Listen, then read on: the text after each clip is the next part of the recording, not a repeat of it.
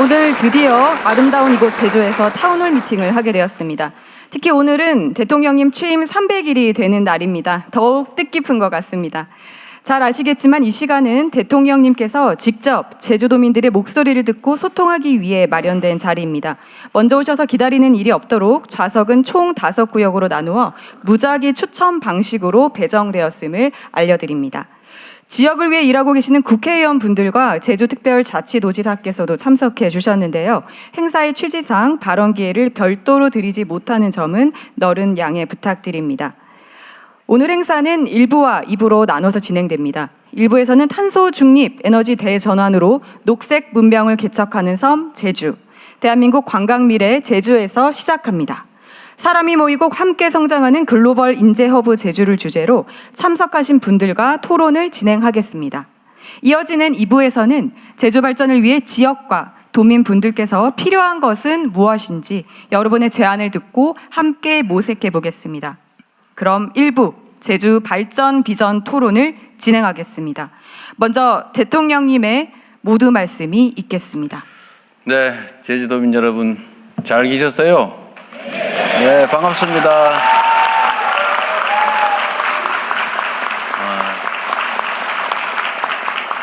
자리가 아주 좋네요. 네. 제가 말씀을 드리기 전에 우리 제주도지사님 어디 계세요? 네.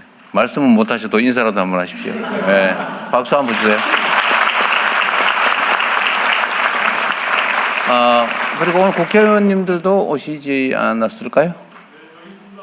저 하필 좀 맨질 같은 앞으로 오세요. 그래도 도민들한테 얼굴 한번 보여드리기. 세 분 다 앞으로 잠깐 나오십시오. 네.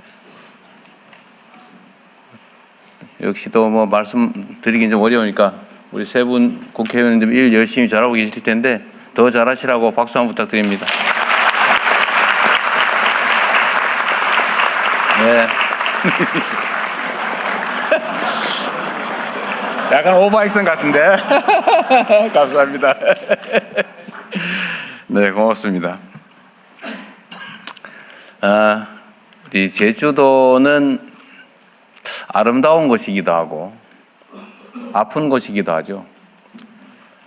제가 사실 이번에 온 거는 4월 3일 제주 4.3 사건 기념일에 와야 되는데 그날 프랑스 대통령하고 외교 행사가 있어가지고 프랑스 대통령 보고 좀 날짜 미뤄달라기가 좀 그래서 미리 왔습니다. 미리 왔고 제가 제주도 4.3 사건에 대해서 가지고 있는 기본적인 생각은 어쨌든 대규모 국가폭력의 첫 출발점 같은 사건이고 또 그래서 가장 오랫동안 고통받았던 곳이기도 합니다. 억울하게 죽임을 당하고도 국가로 보호받기는커녕 오히려 국가로부터 가해를 당했죠. 그리고 또 아주 긴 세월 동안 국가의 제2차 보복을 두려워해서 말도 못하고 숨기고 피해자가 오히려 가해자처럼 숨어 살았던 세월이 너무 길었습니다. 그러나 다행히 제주도민들은 물론이고 대한민국 국민들의 치열한 투쟁으로 국가 권력이 조금씩 정상화되고 진정한 국민을 위한 국가, 국민에 의한 국가가 완성돼 가면서 이제 국가가 국가 폭력에 대해서 사죄하기도 하고 또 배상하기도 하고 명예회복도 일부 이루어지고 있습니다. 그러나 그건 뭐 거의 같은 시기에 이루어지면서 가장 고통의 세월이 길었다고 할 수 있죠. 뭐 그 후에도 많은 사건들이 있습니다. 앞으로도 많이 규명되어야 될 국가 폭력 범죄들은 많긴 하지만 그래도 제주 4.3은 어느 정도는 진상 규명도 조금 되고 또 재판이나 보상을 통해서 명예회복도 조금씩은 되고 있는 것 같습니다. 그래도 해야 될 일은 많이 있죠. 다시는 이런 일이 재발되면 안 되지 않습니까? 다시는 우리가 다시 이런 야만적 사회로 되돌아가서는 안 된다. 그러기 위해서는 우리 헌법이 명시하고 있는 국민을 위한, 국민에 의한, 국민의 나라, 민주주의라고 하는 게 확고하게 정착되어야 될 겁니다. 국가 권력이 오로지 국민과 국가를 위해서 제대로 사용되는 정상적인 나라, 그런 국민들의 주권 의지가 일상적으로 국정에 반영되는 그런 나라를 우리가 만들어야 되고, 또 조금씩 그렇게 되어가고 있다는 점에 대해서 다행스럽게 생각합니다만, 그러나 또 이게 언제 또 어떻게 순식간에 뒤집어질지 알 수 없는 일이죠. 4.3 사건과 같은 국가폭력범죄가 다시 발생하지 않게 하려면 여러 가지 필요한 장치들이 있습니다. 그 제일 첫 번째가 어쨌든 이 국가폭력범죄의 적나라한 실상을 제대로 드러내는 거죠. 소위 진상규명이라고 할 수 있겠죠. 또 그에 대한 보상과 또는 책임이 또 분명해야 됩니다. 문제는 이게 세월이 지나면 책임을 묻는 게 어려워지더라는 거죠. 제가 뭐 정치를 시작하기 전에도 제주 4.3에 대해서 어쨌든 뭐 소설을 보거나 선배들의 이야기를 듣거나 등등을 알게 됐지만, 이 4.3에 대한 재발 방지 또는 광주 5.18과 같은 작년 12.3 재작년이죠. 12.3 사태와 같은 이런 일을 다시 일어나지 않게 하는 가장 좋은 방법이 뭘까를 저는 나름 고민을 한 결과로, 여러 가지가 있지만 아주 구체적이고 현실적인 방법은 시효를 없애는 거겠다. 소위 형사처벌 시효인 공소시효를 폐지해야 되겠다. 나치 전범처럼 죽을 때까지 반드시 책임을 묻는다. 평생 쫓아다니면서 추적, 조사, 수사하고 처벌한다. 그래서 좀 두려워하게 해야 된다. 역사와 국민과 국가에 두려움을 갖게 해야 되겠다. 공직자들에게 말이에요. 그 점 하나 하고, 두 번째는 배상을 해야 되겠다. 그래도 자식이 뭔 죄가 있냐. 그럴 수 있잖아요. 그죠? 자식은 죄가 없죠.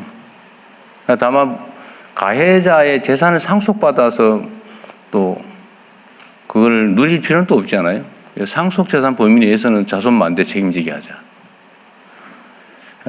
그러다 이게 너무 많은 부분에 이렇게 하면 안 되겠지만, 최소한 국가가 국민이 맡긴 권력으로 국민에게 가해하는 행위, 국가폭력범죄, 국가폭력에 의한 인권침해 범죄, 이런 데에 대해서는 민사소멸시효도 좀 폐지하자.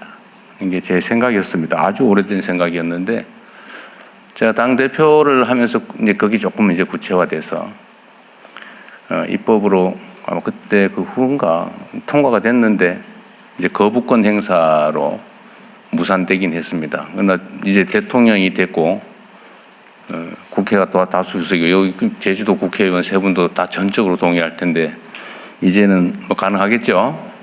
네, 이제 해야죠. 박수도 한번 안 치시나요?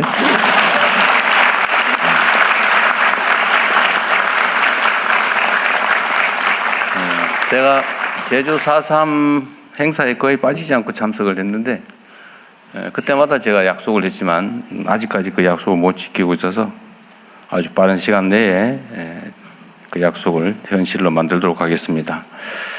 그리고 또 사실 이런 제도도 이걸로 완벽하지 못하죠. 결국은 정치가 정상화돼야 된다. 누군가를 죽이고 누군가의 것을 빼앗으면서 자기의 부를 늘리고 명예를 누리는 그런 사회는 좀 비정상 사회라고 할 수 있죠. 그러나 비정상적이지만 또 일상적인 모습이기도 해요. 우리의 과거도 그러했고 또 세계적인 모습도 실제로 좀 그렇지 않습니까? 말은 민주적인데, 말은 국가와 국민을 위한 것인데, 내용을 들여다보면 국가와 국민을 해치면서도 자신들의 또 자기 집단의 이익을 추구하죠.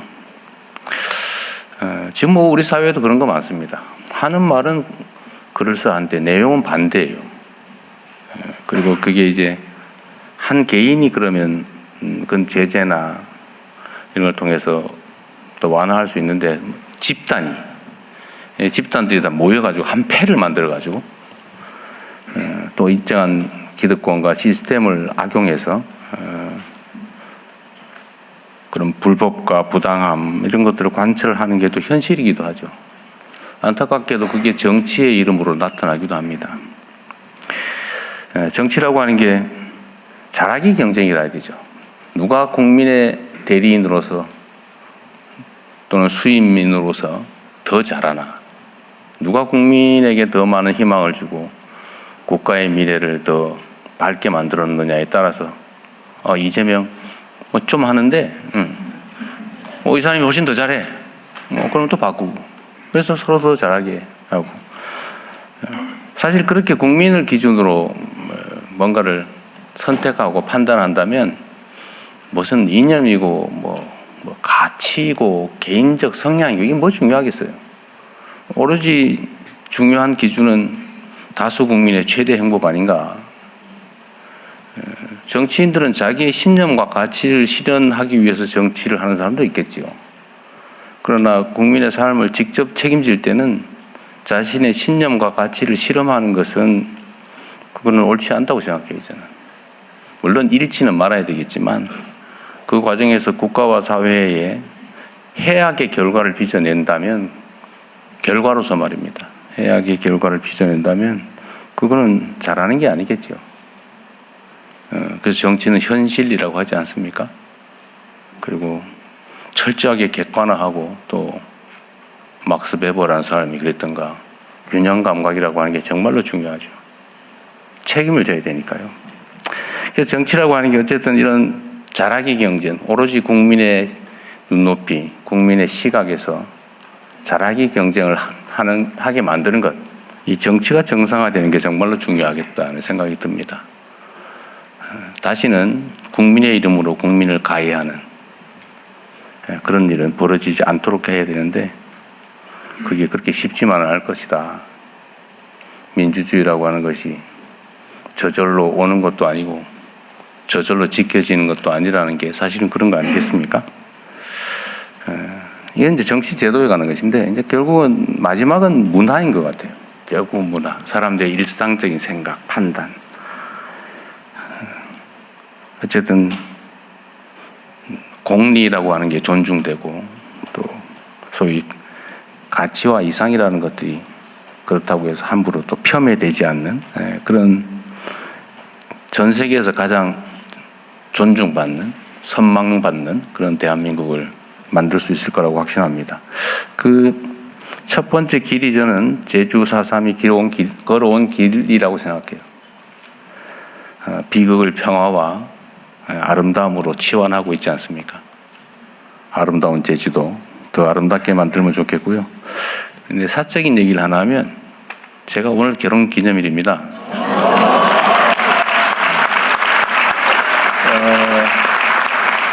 근데 그 얘기를 하려고 하는 건 아니고 사실 아픈 제주도 얘기를 하다가 이제 아름다운 제주도 얘기를 좀 한번 하려고요. 제가 사실 제주도를 너무 좋아해서 신혼여행 가려고 일부러 제주도 방문을 안 했어요. 제가 좀 그런 게 있습니다. 이거 아껴놓자. 그래서 결혼하고 제 아내하고 제주도로 왔는데 원래 이제 7일 호텔 예약을 하고 왔었는데 너무 좋아서 제가 4일을 더 연장해서 재판 다 미루고 그때 당시 의뢰인한테 좀 미안하지만 11일간 여기 제주도 구석구석을 다 둘러봤었죠. 정말 아름다운 곳입니다. 제가 그 후에도 제가 전 세계에 뭐 많이 가본 건 아니지만 여기저기 좋다는 곳을 가봤는데 정말로 제주도만한 아름다운 섬이 없어요. 그래서 제가 어제 누군가한테 그 얘기도 한번 물어봤어요. 제주도에 터널을 뭐 만들자 그러는데 해저터널 만들어 연결하자 그러는데 그 찬성하는 지역도 있어요. 제주도 사람들 어떻게 생각합니까? 되게 궁금했어요. 여러분은 어떠세요? 모르겠어요? 반대합니다가 많아요? 태반이 반대해요? 그냥 한번 물어볼까요, 그냥?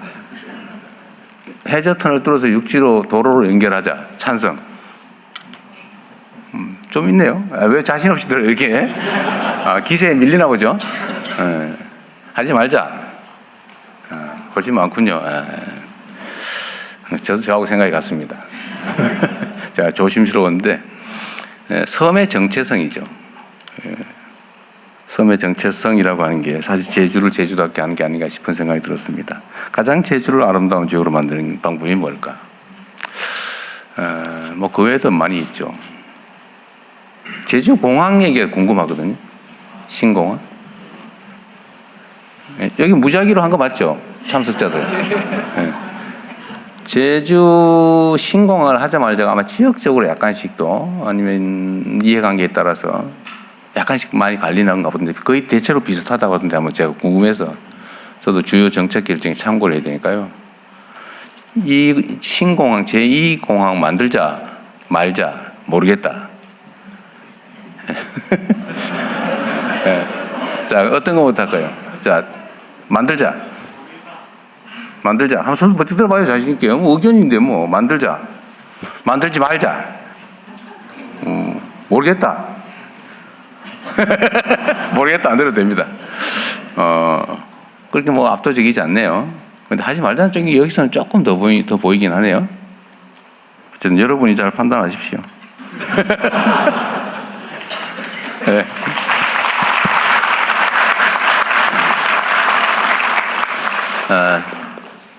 하여튼 좋은 동네라서 제가 좀 말이 많아졌어요. 근데 제주도는 정말 특색이 있는 도시입니다. 제가 조금 전에 우리 기후 에너지 환경부 장관한테도 내가 그 얘기를 잠깐 물어봤는데, 지금 전 세계적으로 에너지 문제 때문에 난리가 났잖아요. 사실 뭐 저도 이 잠이 잘 안 올 정도로 사실은 심각한 상황입니다. 지금 당장의 문제도 그렇지만 앞으로 미래는 더 상황이 좀 불안정해지는 것 같아요. 생각하는 것보다 상황이 별로 안 좋아요. 근데 이 에너지 문제는 결국은 한 번쯤은 겪어야 될 문제이기도 했는데 지금 이제 신재생 에너지로 많이 전환해 가고 있잖아요.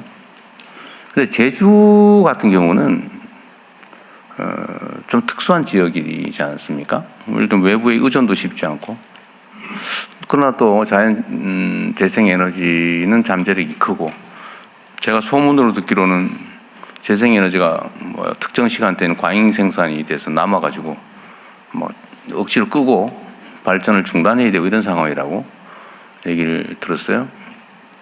그런데 대한민국은 전체적으로 재생 에너지로 정말 신속하게 전환해야 됩니다. 이제 화석 에너지에 의존하면은 미래가 매우 위험하죠, 사실은. 뭐 자체 생산되는 것도 아닌데 수입조차 지금 저 모양이 되고 있으니까요. 그럼 재생에너지로 전환을 해야 되고 가장 빨리 현실적인 성과를 낼 수 있는 데가 전 제주도가 아닐까 그런 생각이 들었어요. 그래서 상상으로 생각해 보면 모든 에너지원을 신속하게 재생에너지로 바꿔야죠. 예를 들면 전기차로 바꾸고 집안에 무슨 뭐 난방 이런 것도 빨리 전기나 이런 걸로 바꾸고, 요새 그 뭐예요? 그 저 히터 펌프? 뭐 예를 들면 그러면 그 중에서도 풍력 자원은 엄청나게 많잖아요. 그게 좀 남는다고 하던데. 그래서 빨리 좀 이렇게 전기차 뭐 등등으로 전환하면 뭐 잘하고 계실 것 같긴 한데 좀 속도를 내면 어떨까 그런 생각이 들더라고요. 어쨌든 언제나 그 학력고사 시험 문제가 어려워지면 힘들죠. 근데 나만 힘든 거 아니에요. 다 똑같아요. 그럼 학력고사 시험 문제가 쉬워지면 좋냐? 다른 사람도 똑같이 좋아져요. 그래서 조건은 똑같다. 결국은 어디서 결판이 나냐? 평소에 얼마나 열심히 준비했냐로 결판나는 거죠. 상황이 객관적으로 어려워지느냐 아니냐는 운명 같은 거죠. 거기에 뭐 슬퍼하거나 기뻐할 필요 없는 겁니다. 상황은 언제든지 바뀔 수 있고 거기에 우리가 얼마나 대비하느냐에 따라서 우리의 미래가 달라지는 거다 그런 생각이 들었어요. 환경부 장관도 뭐 신경 많이 쓰고 있겠죠? 오늘 얼마나 신경 쓰고 있나 한번 들어보겠습니다. 네, 고맙습니다. 네, 가장 아름다운 제주를 만들어야 한다는 제주를 너무 사랑하는 대통령의 말씀 깊이 와닿았습니다. 감사합니다. 다음은 기후에너지 환경부 장관께서 탄소 중립 에너지 대전환으로 녹색 문명을 개척하는 섬 제주를 주제로 발표하시겠습니다. 네, 거창합니다. 대통령께서도 말씀하셨습니다만 이 이 탄소 중립 에너지 전환으로 전환하는 게 지금 이 중동 전쟁 과정에서 더 중요하고 절박한 문제가 됐습니다. 그 밑에다가 녹색 문명을 개척하는 섬, 탄소 문명에서 탈탄소 문명으로 전환하는 첫 번째 섬 제주를 주제로 기후에너지 환경부에서 발제를 하게 돼서 큰 영광입니다. 참고로 저도 섬 사람입니다. 저기 여수 검은도의 검은 슈퍼 막내 아들로 태어났습니다. 별로 공감이 안 되는 생이는데. 섬 사람입니다. 별로 이분들은 섬 사람이라고 생각하지 않아요. 네. 대통령님, 저 제주 명예도민입니다. 아, 그건 되겠는데. 제주 영어도시를 세우는데 크게 기여했다고 김태한 지사님 시절에 명예도민 됐습니다. 네. 애정이 많습니다. 예. 다음 잘 아시겠습니다만 제주도가 탄소 중립으로 에너지 대전환을 성공하는 것은 대한민국을 위해서도 반드시 해야 될 일입니다.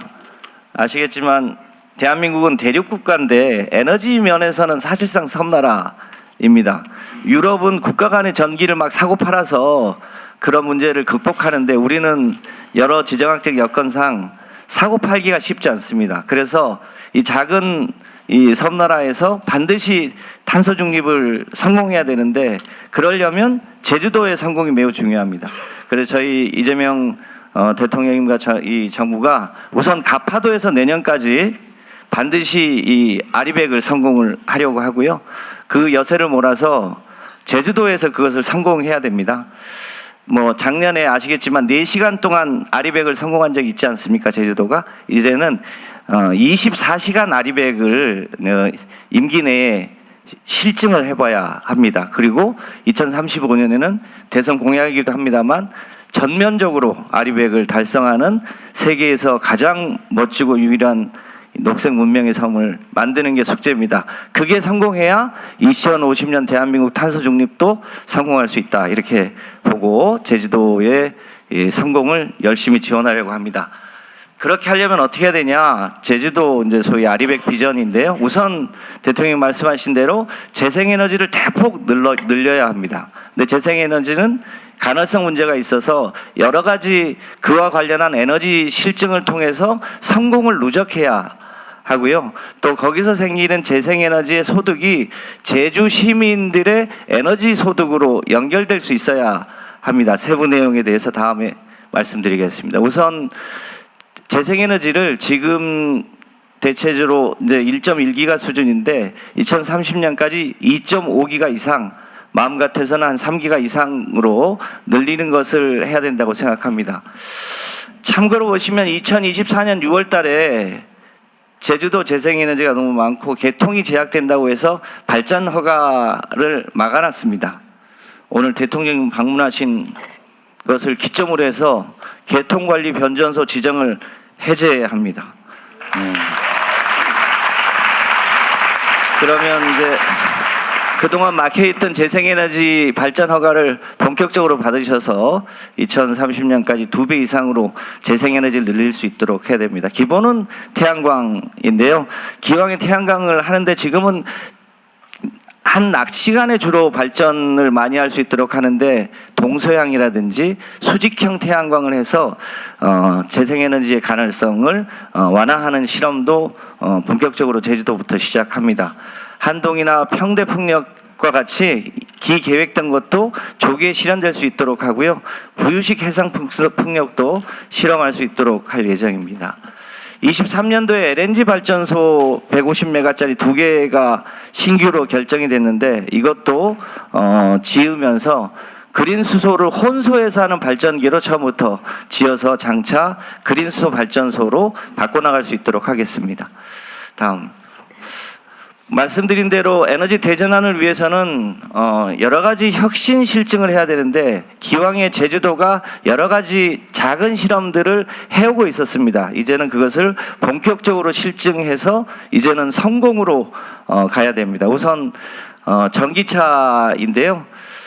대한민국의 전기차의 이 보급률이 전체 내연차 대비 한 3% 정도 되는데 제주도는 전체 한 40만 대 중에 4만 대를 넘겨서 전체적으로는 제주도가 현재 1등입니다.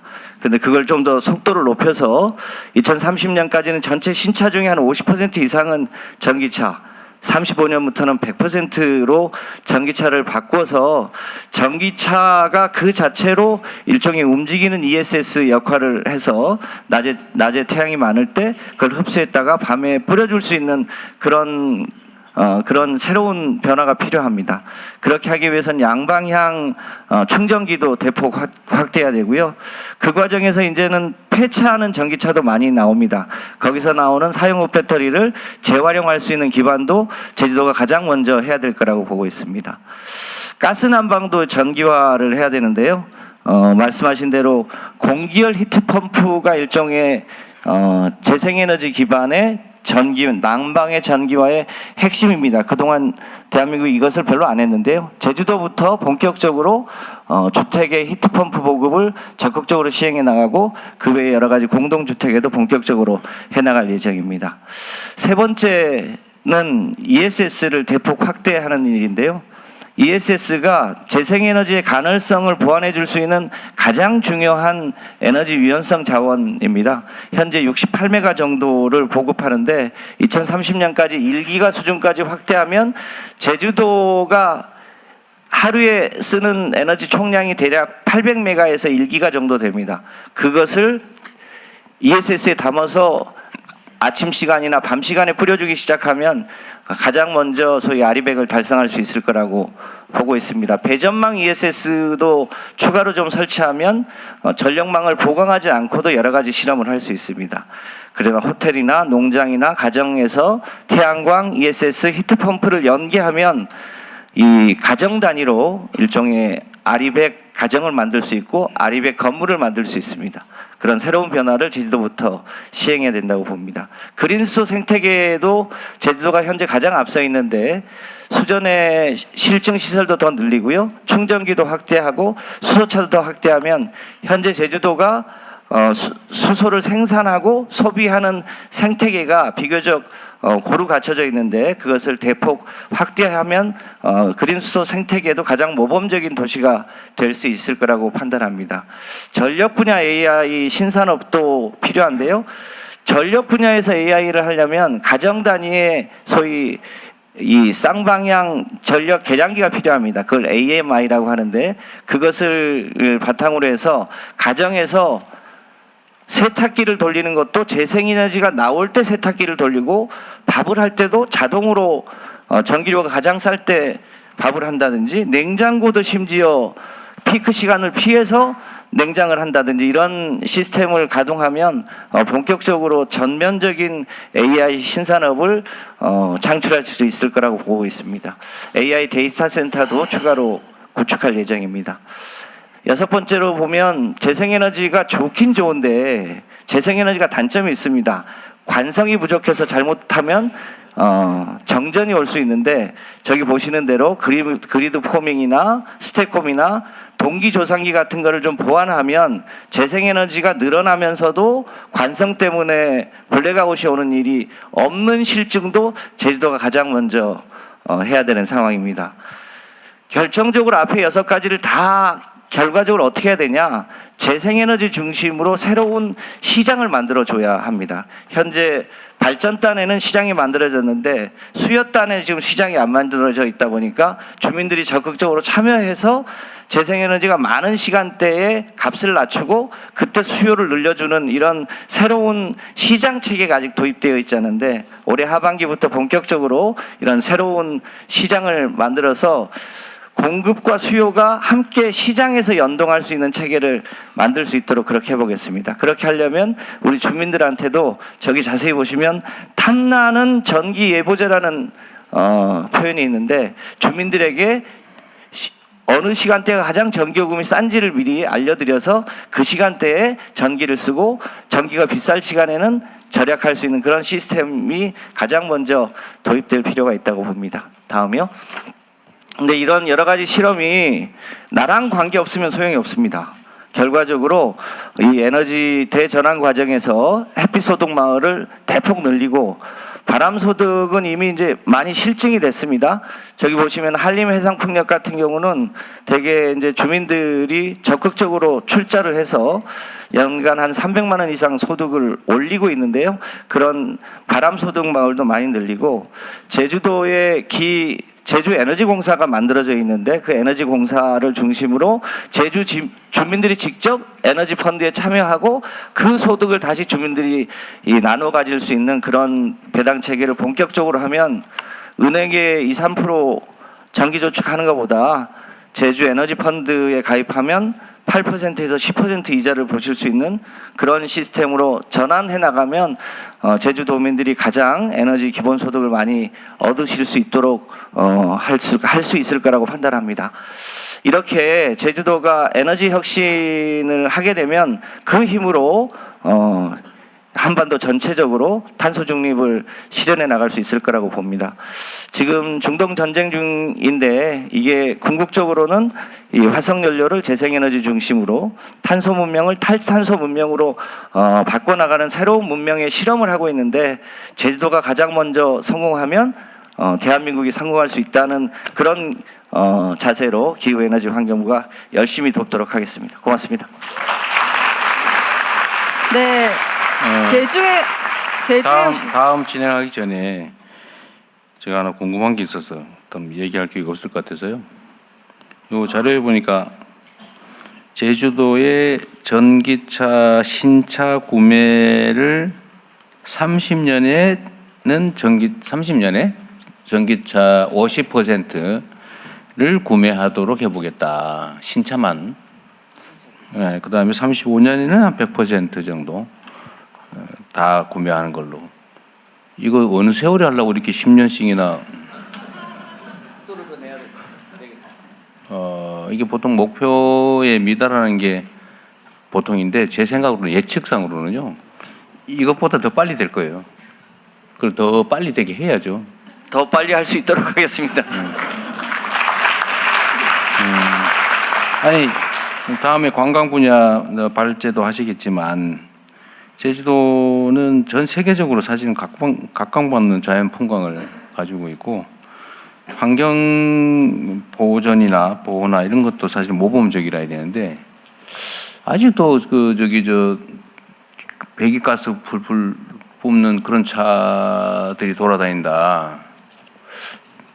주민들 입장에서 그냥 전기차를 쓰는 게 왜냐면 넓지도 않기 때문에요. 여기는 최대 멀리 가도 1시간 반 아닌가요? 네.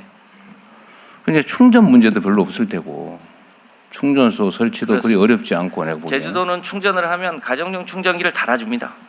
그러니까 뭐 그래도 되고. 그런데 이 정도로 목표를 잡는 게 다른 데보다는 좀 높은데요.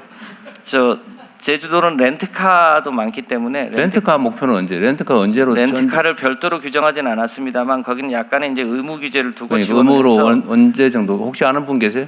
아직 언제까지? 100% 전기차로 바꾸는, 렌트차는 다 바꾼다. 언제까지 하기로 했어요? 언제까지? 50, 모든 차에 50%. 대통령이 더 땡기시자고 지금. 땡기라고. 내가 지금 물어보는, 잠깐 있어봐요. 딴 얘기 하지 말고, 너무 시간 걸리니까 딴 얘기 말고, 렌트 차량을 100% 전기차로 바꾸는 목표 연도가 언제까지입니까? 렌트카를? 네, 알았습니다. 그러니까 이게 이제 지방자치단체 단위에서 하기는 사실은 이게 권장을 하든지 강제하려면 보상을 하든지 뭔가 이런 걸 해야 되기 때문에 돈이 든단 말이에요. 네. 그리고 재정이 문제인데, 이제 정부 차원에서 하면 지방 정부에서 하는 것보다는 훨씬 더 과감하게 더 빨리 해야 되는 거죠. 그런 뭉터기가 있는 데가 택시하고 렌트카하고. 그렇지. 난 제주도 같이 이런 특정 지역의 시범 지역은 렌트카나 아니면 뭐 대중교통이나 사실은 충전 문제가 없기 때문에 네. 결국 비용 문제인 것 같거든요. 이거는 좀 더 과감하게 해야 될 것 같아요. 그거 참고하십시오. 네. 예산처 장관한테 말씀 좀 네. 너무 느려요. 느리고, 그리고 지금 비상 상황인데 이건 다시 검토해서 그렇게 하겠습니다. 제주도하고 잘 상의해서 하시죠. 네, 제주에 오셔서 기후부 장관님 더욱 힘있게 말씀해 주셨는데 더욱더 목표를 줄이라는 말씀을 드리신 것 나름 좀 같습니다. 썼는데 그죠? 네, 그거 가지고 안 되겠어요. 네, 김성환 장관님 말씀 감사합니다. 다음은 문화체육관광부 장관께서 대한민국 관광 미래 제주에서 시작합니다를 주제로 발표하시겠습니다. 네, 뭘 더 땡겨야 되나 지금 체크하고 있습니다. 네, 자, 5분 안에 하영 반갑스타의 문화체육관광부 장관. 요새 최영입니다. 문화부 장관이 노력을 많이 하고 있죠. 여러분 보기에도. 네, 뭐 현지어도 구사하시고. 네. 이유가 있습니다. 아, 그래. 네. 곱다컨 제주각시실티 장가온 육지사의 이거 뭐야 이게? 마씨 제주 사위입니다. 아, 그래요? 네. 제 딸도 제주도에서 태어났는데요. 외국 친구들이 고향을 물어보면 이렇게 대답한답니다. 오징어 게임 67번 강새벽이 그토록 가고 싶어 했던 섬 제주. 바로 거기야. 네, 강새벽뿐만이 아닙니다. 세계적인 여행 매체 론리 플래닛은 꼭 가봐야 할 관광지 25곳을 선정했는데요. 우리 제주를 꼽으면서 한국의 하와이라고 소개를 했습니다. 그럼 우리 제주를 하와이와 한번 비교해 볼까요? 면적은 하와이가 9배가 넓습니다. 인구는 우리 2배네요. 방문객을 볼까요? 우리는 1,400만에 가까운데요. 하와이는 1,000만이 안 되는군요. 네, 우리가 1.4배 더 많습니다. 다 아시는 내용이죠. 하지만 육지에는 잘 안 알려져 있습니다. 네, 이렇게 제주는 전 세계적으로 하와이보다는 덜 유명하지만 이미 알 사람들은 알아서 더 많이 찾아오고 있는 바로 그런 곳입니다. 천혜 자연 환경과 물질하는 해녀의 문화를 비롯한 제주만의 고유한 전통이 공존하는 그야말로 작지만 숨어있는 보석 같은 휴양지라고 할 수 있습니다. 그런데 이런 제주의 위상은 거저 주어진 것이 아닙니다. 중문단지 최초의 무사증 제도 도입과 특별자치도의 출범, 그리고 걷기 열풍을 일으킨 제주 올레까지 제주는 늘 대한민국 관광의 개척자 역할을 해왔습니다. 올 들어 정부는 관광을 국가 전략 산업으로 키우고 지역 관광의 대도약을 이루겠다고 선언했습니다. 따라서 그 시작은 이렇게 항상 끊임없이 혁신으로 앞장서 길을 걸어온 이곳 제주가 되어야 합니다. 제주는 또 한 번 새로운 개척자의 역할을 해주셔야 합니다. 방향은 이렇습니다. 제주가 지닌 기반 위에 K컬처를 입히고 기술과 사람을 키우고 지역 주민이 이끄는 협동의 모델을 만들어서 대한민국 관광의 미래 모습이 제주에서 가장 먼저 현실화될 수 있도록 하겠습니다. 구체적으로는 이렇습니다. 올 2월 개관한 제주 국제 컨벤션 제2센터입니다. 최대 5,000석 규모의 콘서트도 가능한데요. 이제 K-팝을 제대로 즐길 수 있는 공연 인프라가 갖춰진 것입니다. 이곳에서 K-팝 공연이 열리게 되면 수많은 팬들이 제주도를 찾아오려 할 것입니다. 5,000석이 좀 좁다고요? 네, 그럼 우리에겐 3만석 규모의 서귀포 월드컵 경기장이 있습니다. 음향과 조명 시설을 제대로 갖추고 기반 시설을 보완하면 아주 멋진 대형 공연장이 될 수 있습니다. 머지않은 미래에 이곳 서귀포 경기장에서 전 세계 팬들이 몰려오는 대형 콘서트를 꿈꿔볼 수 있지 않을까요? 네, 또 제주는 특별법에 따라 176개국의 세계인들이 30일간 무비자로 이곳에 체류할 수 있습니다. 그렇다면 오신 분들이 더 오래 머무셔야겠죠? K-댄스를 비롯해 다채로운 K-컬처 체험 프로그램을 만드는데 정부도 힘을 보태겠습니다. 또 있습니다. 찐 제주를 소재로 하는 다양한 K-제주 컨텐츠들이 훨씬 더 많이 필요합니다. 지원을 아끼지 않겠습니다. 내년에 열게 될 제주 컨텐츠 기업 지원센터는 이런 제주 특화 컨텐츠의 생산 거점 역할을 하게 될 것입니다. 두 번째는 대한민국 관광의 미래를 바꿀 기술과 사람입니다. 제주가 바로 그 산실이 되도록 하겠습니다. 제 옆에 곽이 부총리님도 계시지만 앞으로 AI로 인한 변화와 혁신의 폭은 가늠키 어렵습니다. 관광 분야도 마찬가지입니다. 민간 기업, 대학, 연구기관 등 모든 곳에서 개발하는 검증된 첨단 관광 기술을 제주라는 보석 위에서 가장 먼저 구현할 수 있도록 하겠습니다. 그렇게 함으로써 제주를 세계 관광 기술의 산실로 육성하겠습니다. 대한민국 구석구석 진정한 지역 관광 시대를 열기 위해서는 각 지역에 관광 인재들이 있어야 합니다. 전국의 각 대학들과 연계해서 제주 소재 대학들과 함께 제주에서만 배우고 실습할 수 있는 대한민국 관광 아카데미를 운영하겠습니다. 제주에서 단련된 최고 수준의 인력들이 전국 각지로 흩어져서 우리 관광의 품격을 바꾸는 모습, 상상만 해도 흐뭇하지 않습니까? 네, 제주는 이렇게 전국의 관광 인력을 양성하는 요람이 되어야 합니다. 세 번째, 우리 관광의 미래를 개척하실 주인공은 바로 제주도민 여러분입니다. 앞서 기후부 장관께서 햇빛 소득 마을을 말씀해 주셨는데요.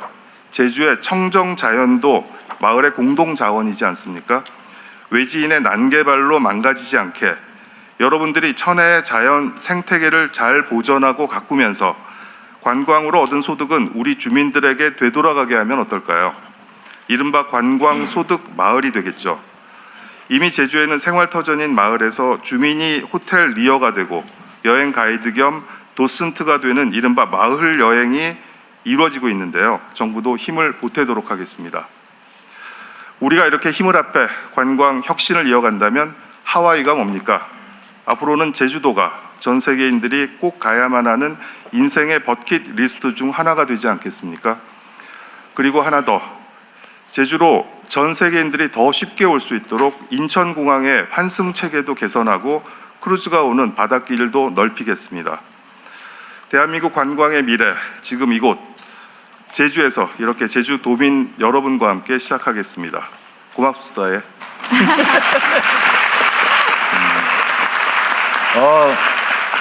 제주 사유라서 그런지 다른 지역에서 발표하는 것보다 훨씬 내시 있어 보입니다. 감사합니다. 네, 고맙습니다. 예. 근데 공직자가 그러면 안 돼, 예. 네, 제주 우리 도민과 함께 백영훈 네. 장관님 긴장하고 있습니다, 지금. 오늘도 필살기가 있어서 괜찮습니다. 아, 그래요? 네, 제주도민과 함께 제주도를 전 세계 인생 버킷리스트로 만들겠다는 제주사위 최혜영 장관님 말씀 감사합니다. 다음은 필살기를 가지고 나왔다고 방금 얘기하셨는데 부총리 겸 과학기술정보통신부 장관께서 사람이 모이고 함께 성장하는 글로벌 인재허브 제주를 주제로 발표하시겠습니다. 네, 반갑습니다. 네. 앞에서 이제 기후에너지부 장관님, 문체부 장관님 발표 들으면서 분명히 재생에너지랑 관광 얘기하실 것 같더라고요. 그리고 우리 문체부 장관님 분명히 방언하실 거다. 너무 뻔하게 예측이 돼서 좀 박수 소리가 좀 적었던 건 아닌가. 그래서 한번 저는 좀 예측하시는 것들을 좀 벗어나서 한번 좀 발표를 해보도록 하겠습니다. 과학기술정보통신부니까 이제 과학기술만 얘기하실 줄 알겠지만은 지금 사실 제주의 가장 큰 문제가 그 인구수가 지금 줄어들고 있다는 겁니다. 특히 젊은 사람들이 많이 줄어들고 있습니다. 육지로 많이 떠나고 있고요. 그래서 이제 제주를 다시 젊은 인재들, 글로벌 인재들이 모이는 허브로 만들어야 됩니다. 그래서 오늘 사람이 모이고 함께 성장하는 글로벌 인재 허브 제주에 대해서 발표드리도록 하겠습니다. 박수로 더 크게 쳐주세요.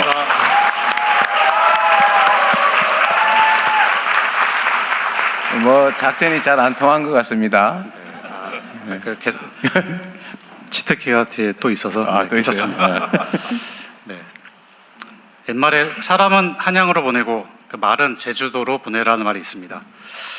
제주는 예로부터 우리나라에서 가장 좋은 말을 생산하는 길러내는 곳이었습니다.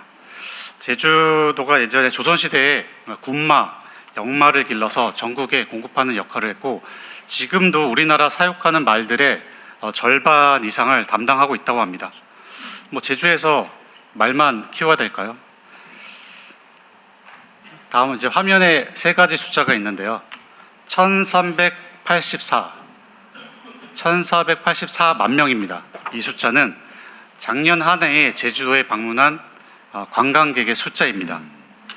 전국 최고 수준이긴 하지만은 사실 최근에 큰 변화가 없습니다. 네, 문체부 장관님 좀 더 노력하셔야 되는 거 아니겠습니까? 네, 20은 20%입니다. 지금 재생에너지는 우리 기후에너지부 장관님이 발표해 주셨지만 뭐 안정적으로 늘어나고 있습니다. 네, 열심히 하시는 것 같습니다. 네. 반면에 1015는 제주도의 AI 디지털 전환하기 위한 예산의 규모입니다. 2년 전에 비교해서 2배 가까이 늘었습니다.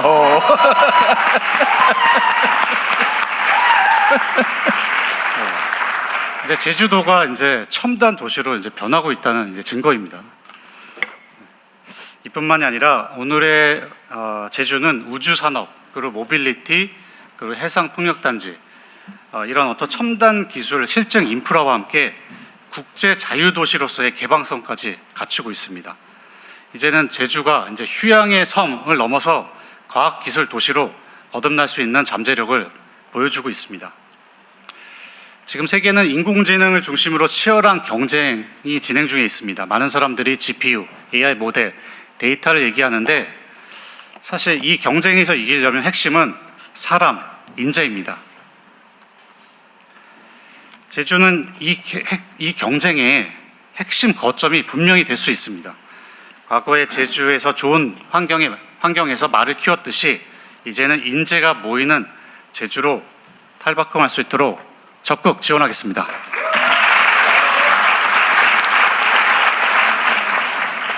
저 박수 벌써 몇 번째 받고 있습니다. 반응이 좋은데요? 예. 그 출발점이 뭐냐면요, 바로 이제 과학기술원 연합 캠퍼스입니다. 제주대하고 카이스트가 손을 잡고 공동 대학원 운영을 올해부터 시작하고요. 카이스트뿐만 아니라 4대 가교원이 제주와 이렇게 힘을 합쳐서 제주 연합 캠퍼스를 만듭니다. 2030년까지 연합 캠퍼스를 발전시키고 제주가 강점을 가지고 있는 미래 산업 분야, 우주, 모빌리티, 바이오 등에서 이런 장점을 가지고 공동 연구, 산학 협력, 창업 등을 집중 지원하도록 하겠습니다.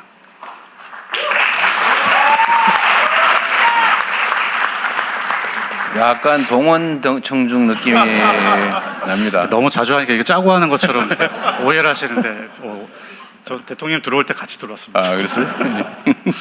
그리고 이 인재들이 캠퍼스 안에서 교육에만 머물지 않고 지역 내 기업, 연구기관과 활발히 협력해서 이런 협업 플랫폼을 구축해서 지역과 국가 인재로 키워나가겠습니다. 마지막으로 해외 우수 인재들이 자유롭게 들어오고 머물 수 있도록 글로벌 인재 허브를 만들기 위해서 제주형 비자제도, 외국인 친화 정주학 환경, 그리고 랩케이션 프로그램을 통해서 글로벌 허브에 걸맞는 환경 조성을 위해 제주와 함께 협력해 나가겠습니다. 다음은 좀 퀴즈입니다. 최근에 아시아 AI 정책과 기술 동향 분석 플랫폼에 우리나라 AI 전문가 2명이 등재가 됐습니다. 예전부터 초고대 AI 관련된 기술을 이끌어왔던 사람인들이고, 그리고 이제 글로벌 협력을 통해서 여러 가지 성과들을 창출한 사람입니다. 참고로 제가 오늘 이 자리를 위해서 온누리 상품권을 준비했습니다. 맞추시는 분한테 상품권 꼭 드리겠습니다. 지난번 이거 우리 법무팀 공직선거법 검토했어요? 이거 온누리 상품권이라 괜찮습니다. 이거 괜찮대요? 시장에서 쓰시면 됩니다. 네. 다 검증하고 왔습니다. 확인까지요. 네. 참고 힌트로 이 자리에 좀 2명 있습니다. 네. 한 명, 좀 한 명 더 맞추셔야 되는데. 비읍시라고 그럴 것 같아. 저 옆에서 누가 장관님이라고 그러는데. 네. 네, 두 분께 제 상품권 드리겠습니다. 제가 이거 기획하면서 왠지 하정우 수석만 얘기할 것 같아서 제가 걱정했는데. 네. 제가 선물 하나 더 드리겠습니다. 네, 문화관광부 장관님께서 고생해주고 계십니다. 고맙습니다. 이렇게. 이렇게 근데 우리 글로벌 사이트에서 하정우 수석과 제가 이제 등재도 되고 이렇게 했지만은 둘이 아직도 이렇게 넘지 못한 벽들이 많이 있습니다. 최근에 제가 인도의 AI 임팩트 서밋에 방문했는데 저도 그 자리에 참석했고, 근데 저기 개막식 때 그 초대를 받지 못했습니다. 그 개막식에 저기 오픈 AI, 클로드, 구글 이런 대표들이 CEO들이 같이 이제 그 모디 총리와 이렇게 손 흔들면서 개막식을 장식했는데 사실 뭐 제가 이제 이런 마음이 들었습니다. 우리나라 기업 AI 기업의 CEO들이 저 자리에 서야 되는데 이런 마음이 있었고, 하정우 수석과 제가 넘지 못한 이 산을 반드시 우리 인재들을 키워서, 다음 페이지, 우리 인재들을 키워서 제주에서 길러진 이 젊은 인재들을 세계 무대에 우뚝 설 수 있도록 하겠습니다. 그래서 이게 나름 치트키라고 준비한 것 같아요. 네, 이것도 이 정도 반응가 되겠습니까?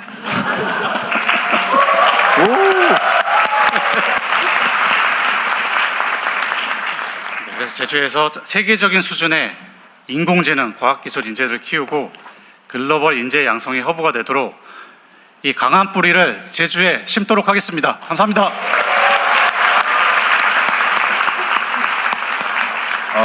네. 하치PT가 덕분에 혜택을 좀 본 것 같네요. 우리 배 장관님. 배 장관님이 훌륭하신 거고요. 상품권 받으신 분들 축하드립니다. 네. 필살기, 치트키 보셨죠? 글로벌 자유도시 특장점 살려서 4대 과기연 연합 캠퍼스를 만들어서 인재가 모이는 제주를 만들겠다는 배경훈 부총리님 말씀 감사합니다. 세 분 장관님의 말씀처럼 제주가 대한민국 관광의 미래를 열고 에너지 대전환의 섬이자 글로벌 첨단 과학기술 인재의 허브가 될 수 있도록 여러분께서도 함께 해주시길 부탁드립니다. 대통령님께서 국무회의 때 맨 첫 국무회의였던 것 같은데 부처별 칸막이를 없애자 이렇게 하셨는데 이 정도 티키타카 나오려면 얼마나 많은 협의가 있어야 되는지 업무적으로 그런 생각이 듭니다. 이번에는 참석하신 제주도민 분들의 진솔한 의견 들어보겠습니다. 현재 진행되는 일부에서는 장관님들께서 발표하신 주제와 관련된 제안을 해주시면 됩니다. 말씀해 주실 때에는 어디 사시는 누구인지 간단한 자기소개도 함께 부탁드립니다. 손을 들어주시면 되는데 아까 우리 같이 했었죠. 핵심만 간결하게 지리 말고 제안을 소리 지르지 마시고 화내지도 마시고 네 멋진 토론 문화 보여주십시오. 네 일단은 대통령님 저희가 이번 구역을 1번, 2번, 3번, 4번, 5번, 6번 이렇게 해서 구역별로 한번 받아보는 것도 괜찮을 것 같습니다. 한번 시도해 보겠습니다. 그 대통령 기준으로 왼쪽에 있는 왼쪽에 네 우리 그 남색 옷 입으신 남성분께 마이크 전달드리겠습니다. 첫 번으로 이야기 드리게 돼서 영광입니다. 그리고 장관님하고 대통령님 제주도의 재생에너지에 대해서 너무 많이 배려해 주시고 이해해 주고 계셔서 가슴이 뿌듯합니다. 저는 제주도 아라동에 살고 있고요. 태양광 발전소를 운영하면서 사단법인 대한태양광 발전사업자협회 대외협력국장을 맡고 있는 고석준이라고 합니다. 본론부터 얘기 드리겠습니다. 아까 장관님께서도 많이 얘기를 주셨는데 지금 분산형 에너지 활성화 법안을 통해 전기 요금을 차등화하고 자금률이 높은 지역으로 기업들 이전을 유도하고 계십니다. 하지만 정부가 전기 요금에만 집중한 나머지 놓치는 몇 가지가 있어서 얘기를 드리고자 합니다. 그건 기업들이 전력을 직접 구매할 수 있는 직접 PPA 계약에 관련된 문제입니다. 기업들이 부담하는 망 사용료가 수도권과 비수도권으로 차등화는 되어 있으나 변별력이 없습니다. 그런 문제로 인해서 대통령님이 생각하시는 지산지소는 이루어지지 않습니다. 이에 변전소 안에서 이루어지는 생산과 소비에 대해서는 망 사용료를 대폭 면제해 주시는 전력시장의 혁신을 만들어 주십시오. 그리고 제주가 그리고 육지에 비해서 지금 차별되고 있는 것이 육지의 경우 망 사용료가 3, 4원인 반면에 제주의 경우에는 10원에 육박하고 있습니다. 제주에서 아리백을 하려면 기업이 망 사용료를 육지 대비 2배 이상 더 부담해야 되는 구조입니다. 그리고 ESS도 문제입니다.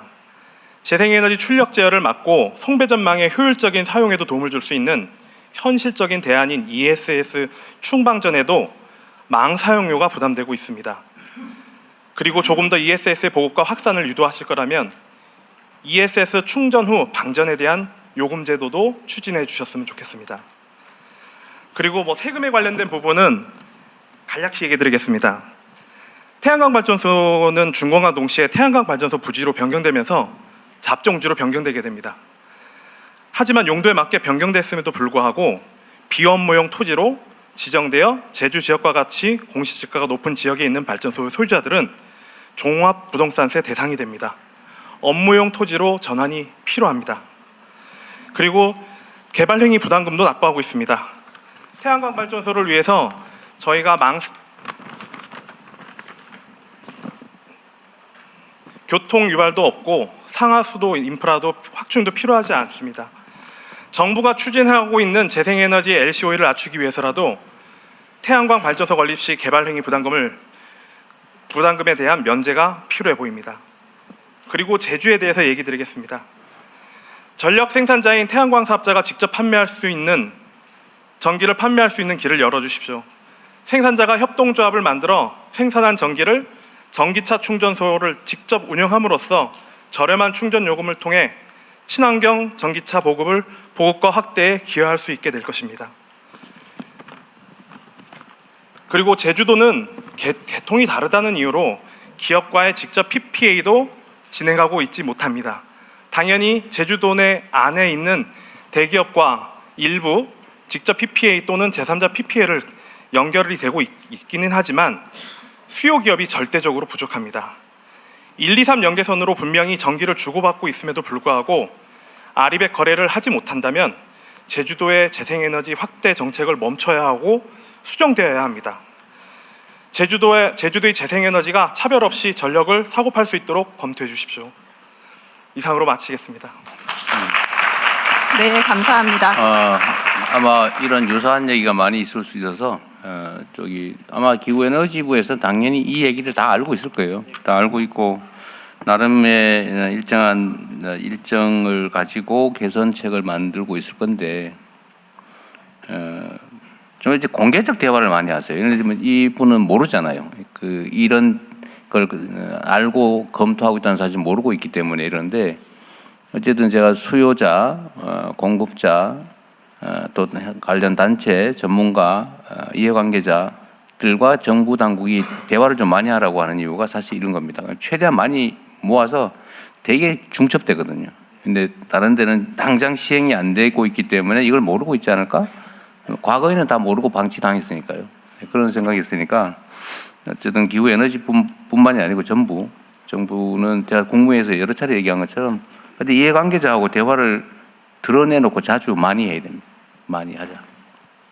여기에 대한 개별적인 답변 안 하셔도 될 것 같아요. 한 말씀만 드리겠습니다. 이게 이런 문제를 해결하자고 소위 분산에너지 특구를 만들어서 시행을 하는데 제주도도 이제 분산에너지 특구가 됐습니다. 그래서 여러 가지 각종 제도를 다 개선하는데 제주도하고 전남은 모든 분산에너지 특구에서 실험할 수 있는 오늘 제안하신 내용들을 다 실험할 수 있도록 제도를 개선 중에 있습니다. 잘 해결하도록 하겠습니다. 빨리 하자. 네.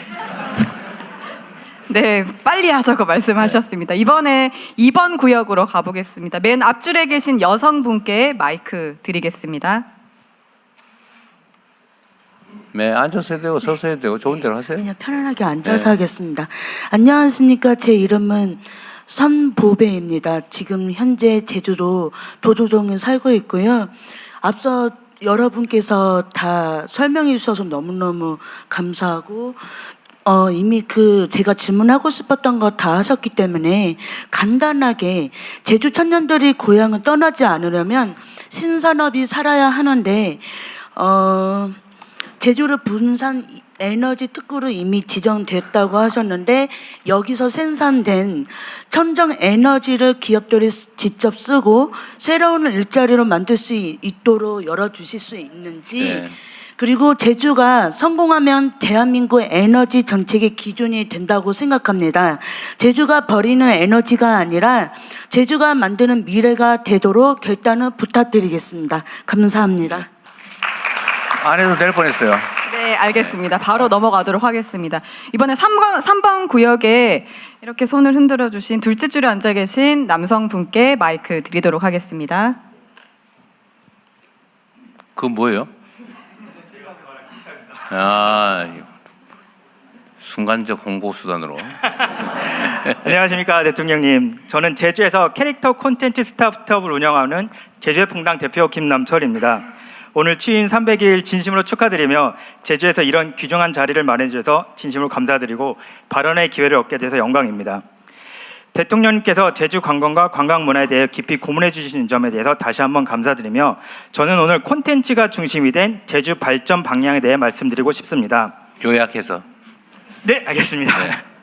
네, 제주 관광은 렌트카를 이용한 개별 관광과 유행에 따라 스팟 위주로 변화가 빠르게 일어나고 있습니다.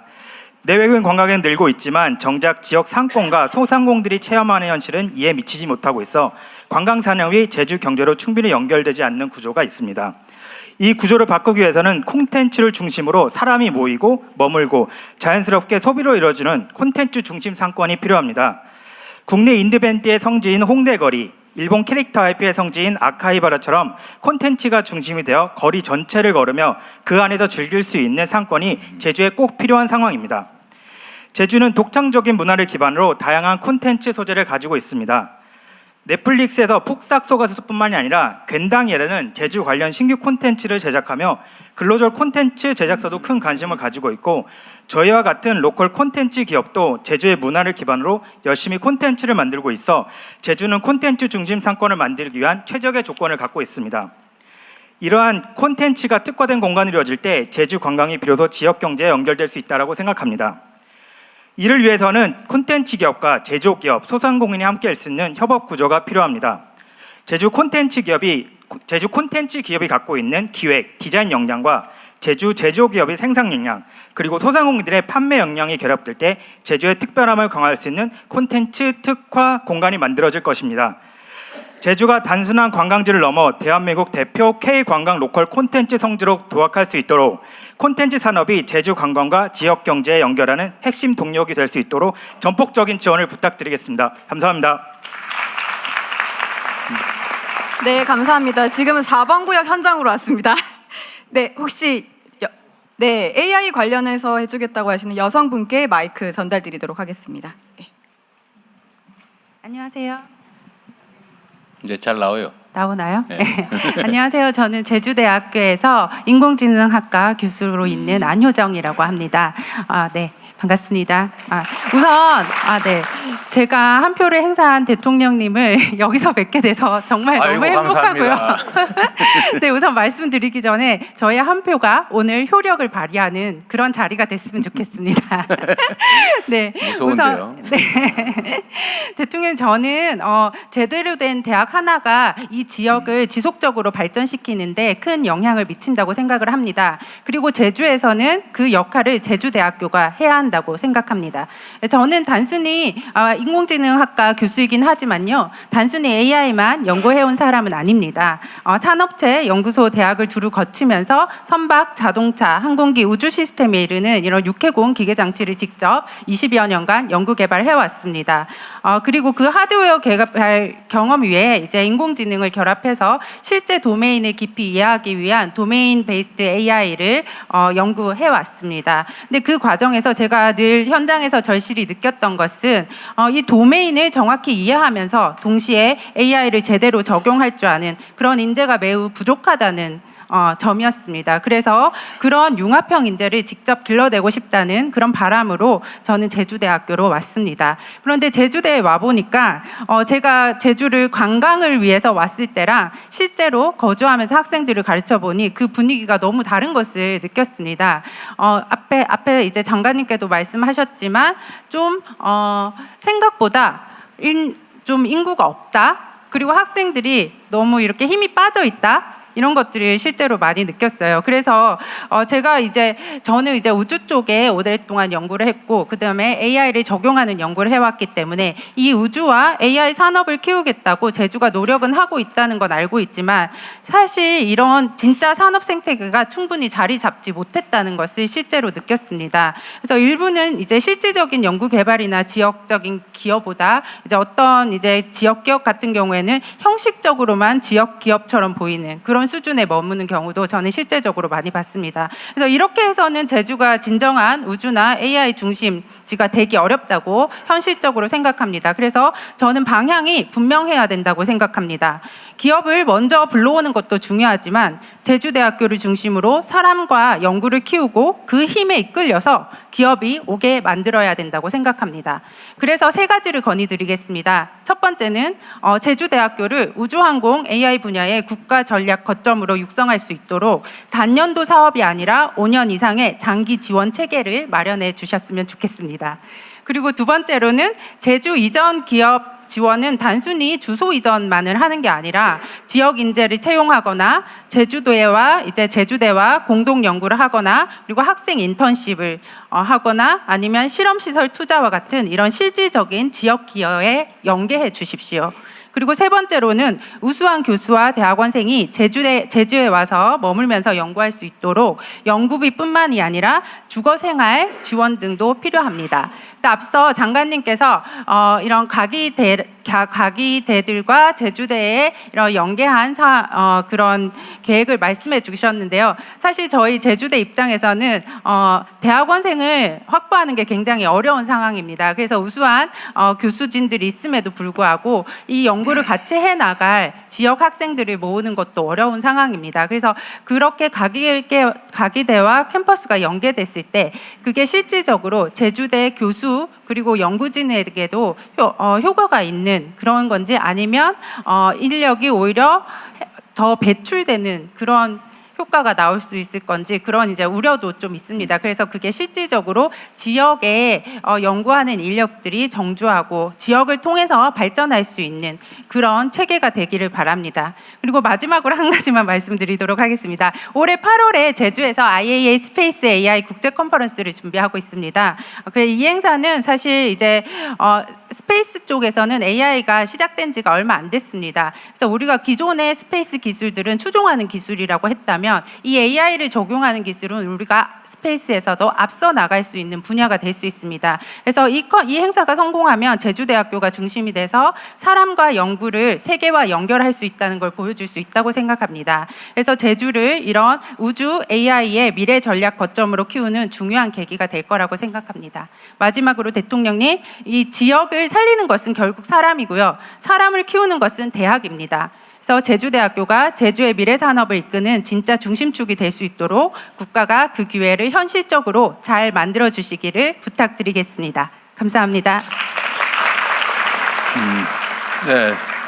하여튼 정책 수립하는 과정에서 제주에 관계된 문제는 뭐 제주대하고도 협의를 많이 하겠죠, 앞으로. 그렇게 하시고요. 전에 지방으로 본사를 옮기면 세금 깎아준다 이런 정책을 했는데 그냥 주소 개념으로 하다 보니까 주소만 살짝 옮겨놓고 혜택만 받고 그런 경우가 실제 있었죠. 저도 떠오르는 기업이 하나 있긴 한데. 그러니까 얘기하면 안 될 것 같고. 그러니까 이제 앞으로는 사실 그렇게는 못하게, 예를 들면 실제 인력 규모라든지 뭐 시설 장비가 어느 정도 옮겨왔냐에 따라서 해야 되는데, 앞으로 우리 정부에서도 지방으로 가면 이제 혜택 주는 정책을 하잖아요. 근데 그렇게 악용당하지 않게 여기는 지금 고 정책실에서는 안 오셨네 오늘. 좀 하지 PT가 잘 기억해 놨다가 전달하겠습니다. 정책실에 잘 전달해 주세요. 네. 이게 형식만 취하고 혜택만 보고 실제로는 안 하고 이게 그 사기지. 그게 그런 여지가 없게 해야죠. 그걸 활용한 기업들을 욕할 건 사실은 아니에요. 그럼 왜 그렇게 만드냐고. 그건. 그렇게도 되게 만들어 놓으니까 그렇게 하는 거죠. 그 문제는 잘 해주고, 아까 우리 배 장관께서 말씀하신 대로 이게 지금 주거 환경이나 생활 환경이 너무 좋기 때문에 요즘은 일을 모여서 하는 것도 사실 과거 유행이잖아요. 아까 랩케이션? 레케이션이라고 먹고 아주 휴가와 재밌는 일을 동시에 즐길 수 있도록. 그러니까요. 요 제주도에서 통신망하고 예를 들면 그런 시스템을 잘 갖춰 놓으면 여기 와서 쉬어가면서 생각날 때 일해도 되겠죠. 지금 제주의 문제는 뭐 인재들이 키워지고는 있으나 그들이 취업할 곳이 많지 않다는 것입니다. 그래서 지금 아까 우주 산업 관련해서도 이제 클러스터를 구축해서 그 키워진 인재들이 우주 산업 클러스터에 일할 수 있도록 지금 국가 위성 운영 센터 등이 있는데 이것뿐만 아니라 지금 민간 기업 유치를 하고 있습니다. 그래서 하나하나 컨택 등이 이제 들어오고 있고 그런 산업 단지가 만들어지고 있습니다. 네. 네, 알겠습니다. 다음 의견 받도록 하겠습니다. 구역에서 말씀 부탁드립니다. 예, 대통령님 안녕하십니까? 저는 제주에서 청소년 인권 동아리 이끼와 함께 활동하고 있는 사회복지사 김민석이라고 합니다. 말씀드리기 전에 오늘 축하받을 일이 하나 있습니다. 매년 3월 30일은 사회복지사의 날인데 올해로 20번째를 맞이하고 있습니다. 많은 사람들의 축하를 좀 부탁드리겠습니다. 네, 축하합니다. 우리 문진영 수석도 축하합니다. 예, 대통령님, 제주의 턱을 1cm만 낮추면 교통약자 148만 명의 제주가 열리고 그 경제적 효과는 우리가 생각하는 것보다 훨씬 클 것으로 보입니다. 이것은 희망이 아니라 저희가 직접 해보고 확인한 사실입니다. 바닷가에 베리어프리 매트 하나 깔고 베리어프리에 휠체어 하나 놓았을 뿐인데 10년간 바다를 그리워하며 들어가지 못했던 장애인 한 분이 바다에 들어가셨습니다. 저희가 그것을 직접 해봤습니다. 그래서 이 경험을 제도로 만들어 주시기 위해 몇 가지 말씀드리겠습니다. 첫째, 문화체육관광부의 무장애 관광 연계성 강화 사업을 확대하여 제주에 집중 지원해 주시길 부탁드리겠습니다. 주요 해수욕장에 유니버셜 화장실, 베리어프리 매트, 베리어프리 휠체어들을 상시 설치하고 상권의 경사로 설치를 지원하는 모두의 가게 인증제를 도입한다면 제주가 무장애 관광의 모델이 될 수 있을 것이라고 생각합니다. 둘째, 이 사업을 통해 교통약자가 제주를 진짜로 즐길 수 있는 관광 콘텐츠를 개발해 주십시오. 시설을 고치는 건 갈 수 있게 만드는 일이고 콘텐츠를 만든다는 건 다시 오고 싶게 만드는 일입니다. 저희가 작년에 장애인 서핑을 해봤는데 지체장애인을 포함한 발달장애인들 모두가 바다에 들어가서 굉장히 즐거운 경험을 했던 경험이 있습니다. 그리고 셋째, 장애인 관광 전용 통계 체계를 구축하고 이를 기반으로 공공무장애 관광 플랫폼을 만들어 주십시오. 영국, 호주, 독일에는 장애인 관광 비교 데이터가 풍부하게 쌓여 있어 정책의 근거로 쓰입니다. 하지만 한국에는 이런 통계가 별로 없습니다. 데이터가 없으면 정책도 없고 정보가 없으면 여행도 어렵기 마련입니다. 마지막으로 청소년의 시민 참여를 위한 교육과 기회를 확대해 주십시오. 저희가 이 활동을 모든 것들이 저희가 청소년들과 함께 주체적으로 활동을 진행했었습니다. 이런 것들을 통해 가지고 청소년이 이렇게 실제 지역사회 문제를 찾고 해결하는 정책의 대상이 아니라 주체가 될 수 있도록 시민정치 교육의 기회와 실제 정책 과정에 참여할 수 있도록 제도적 통로를 만들어 주시기 부탁드리겠습니다. 끝으로 저희가 베리어 매트 하나로 증명한 것은 작은 변화가 누군가의 세상 전체를 바꿀 수 있다는 것입니다. 제주가 모두를 위한 관광, 모두를 위한 제주가 될 수 있도록 앞으로도 함께해 주시길 부탁드리겠습니다. 감사합니다. 네, 감사합니다. 이번에는 사회수석실에서 어쨌든 다 검토하고 있는 일일 텐데 각별히 잘 챙겨주십시오. 예, 잘 챙겨보도록 하겠습니다. 무장애 장애인 위한 무장애 관광은 우리 정부의 공약이기도 하고 우리 정부의 가장 중요한 관광의 한 포인트라고 할 수 있습니다. 그리고 철저히 준비해서 제주도뿐만 아니라 전국적으로 확대할 계획이 있으니까 열심히 준비하도록 하겠습니다.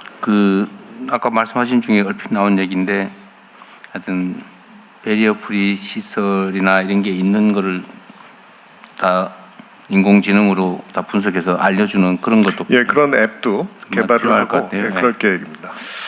네, 말씀 감사합니다. 이번엔 여기에서 맨 앞줄의 여성분께 기회 드리도록 하겠습니다. 네, 안녕하십니까 대통령님. 국민의 생생한 목소리를 들으러 제주로 찾아와 주셔서 깊은 감사드립니다. 저는 서울에서 나고 자라고 제주로 이사해서 8년째 여기에서 살면서 제주의 보건의료 정책을 연구하고 있는 유혜영이라고 합니다. 오늘 저는 이 섬이라는 지리적 한계가 도민들에게 의료의 단절이 되지 않기를 바라는 마음으로 이 자리에 서게 되었습니다. 제주가 참 아름다운 곳인데 의료 현실에서는 참 냉혹합니다. 매년 고난이도 치료가 필요한 중증 질환을 앓고 있는 도민의 50%가 육지를 향하고 있습니다. 이는 아픈 몸을 이끌고 비행기를 타고 그리고 수도권 병원 근처에 숙소를 전전하면서 도민들이 시간적, 경제적 희생을 한다는 의미를 말하고 있습니다. 또 극희귀 질환자 분들은 진료비 감면을 위해서 산정특례를 받아야 하는데 이 진료를 받고 진단을 받을 수 있는 기관이 상급종합병원입니다. 그래서 제주 도민들 중에서도 그 희귀 질환자인 희귀 질환자이신 환자분들은 이제 타시도를 향하여서 상급종합병원을 방문하고 지속적으로 치료를 받기 위해서 가야 하는 부담을 안고 있습니다. 다행히도 정부에서 현장의 목소리를 들어주셔서 이제 올해 초에 상급종합병원 지정을 위한 권역 분리에서 이제 제주가 독립 권역이 되었습니다. 이 부분은 진심으로 감사드립니다. 하지만 이 권역 분리가 지정이라는 결실을 맺기 위해서는 사실 신규 권역에서는 소요 병상수 제한 등과 같은 행정적인 문턱이 있는데 이 문턱을 넘을 수 있도록 정부의 전폭적인 배려가 좀 필요합니다. 아파도 이제 내가 살고 있는 곳에서 안심하고 치료받을 수 있는 제주, 그게 바로 제가 생각하고 도민들이 생각하는 필수 의료의 완결이라고 생각합니다. 상급종합병원이 제주에 지정되어서 도민들이 더 이상 아파도 원정길을 오르지 않고 이곳에서 치료받을 수 있도록 대통령님께서 특별한 관심을 가지고 계속적으로 지켜봐 주시기를 부탁드립니다. 여기까지입니다. 감사합니다. 예, 지금 말씀하신 대로 제주도는 상급 종합병원이 없는 유일한 권역이고요. 이게 지금까지는 그 진료 권역이 서울하고 같이 있었기 때문에 좀 불리한 면이 있었는데 올 2월에 분리가 됐습니다. 그리고 상급 종합병원은 매 3년마다 복지부 장관께서 이제 지정을 하시는데 올 연말에 그 지정이 돼 있습니다. 그래서 공약에도 돼 있고 또 국정과제에도 이 진료권역 재편과 상급 종합병원 추가 지정이 있습니다. 그래서 잘 준비하시면 가능성이 굉장히 높을 거라고 생각을 합니다. 네, 감사합니다. 지금 굉장히 열띠면서도 너무 잘해주고 계시는 것 같습니다. 이번에는 시간이 많이 흘렀는데 대통령님 2부 토론으로 자연스럽게 넘어가 보도록 하겠습니다. 2부에서는 제주도민 여러분께서 직접 체감하고 있으신 문제 그리고 제주의 미래 위한 정책 제안을 자유롭게 해주시면 됩니다. 우리 아까 했던 약속들은 유효하지요? 네, 알겠습니다. 먼저 이쪽으로 가보겠습니다. 앞줄에 계시는 이 남성분께 마이크 드리도록 하겠습니다. 전원수 대변인. 네. 앞줄 편향이 좀 있는 것 같아요. 그래서 여러분도 그렇게 생각되시죠? 앞줄 편향. 네, 좀 뒤로 올라가도록 하겠습니다. 그건 무지하게 신경 써야 돼요. 그다음에 알겠습니다. 이 남녀 편향이 없나 또는 노소 편향은 없나 혹은 옷 색깔에 대한 편향은 없는가. 체계적으로 과학적으로 준비를 하고 있는데 조금 더 부족했습니다. 더 노력하도록 하겠습니다. 네. 네, 대통령님 반갑습니다. 저는 그 육지와 섬, 지방과 지방을 연결하는 지역 항공망 하늘길의 마을버스가 되고자 지난 4년간 준비해온 신생항공사 섬에어의 전략 커뮤니케이션을 맡고 있는 강현우라고 합니다. 오늘 대통령님이 취임 300일이시기도 하고 결혼기념일이신데 오늘 저희에게는 굉장히 저희 회사에는 의미가 있는 게 사천과 김포 노선을 첫 정기 취항하는 날입니다. 그래서 좀 전에 1시경에 저희가 사천에서 정식 취항식을 가졌었습니다. 그런 의미 있는 날 이렇게 대통령님께 말씀을 드릴 수 있어서 대단히 기쁜 마음입니다. 사실상 홍보를 하고 계신 거예요? 네, 그렇습니다. 네. 잘하고 계십니다. 네. 저희가 그 섬 지역들의 그 주민 이동권을 보장하기 위해서 흑산도 백령도에 지금 공항을 건설을 계획을 하고 있고요. 울릉도에는 지금 내년 말 완공을 목표로 지금 공항이 준비 중에 있습니다. 그리고 지난 2월에 대통령님께서 그 국가관광전략회의에서 인천공항에서 지방공항 연결하는 문제 제기하셨었고 특히 제주와 연결하는 문제를 말씀하셨었습니다. 그런 부분들을 감당할 수 있는 게 저희 소형항공 사업자들입니다.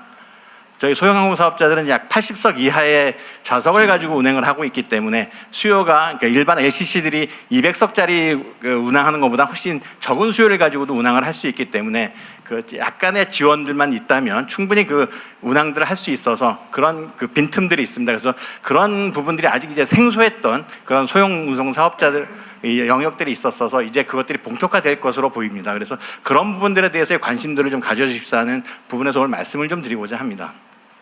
한 3가지 정도의 말씀을 좀 드리고 싶습니다. 첫째는 제주를 포함한 지역 항공망을 국가 전략 사업으로 좀 채택을 해주셨으면 좋겠습니다. 대통령께서도 그 김포와 제주 노선이 전 세계에서 제일 바쁜 항공 노선인 걸 알고 계실 겁니다. 이걸 뒤집어 보면 제주 관광조차도 수도권 집중으로 되어 있다는 것입니다. 그리고 인천공항 허브 전략만으로는 지역 관광, 체류형 관광, 지방 접근성을 완전히 해결할 수 없습니다. 이제는 허브에서 지방으로 뻗는 스포크 네트워크가 필요합니다.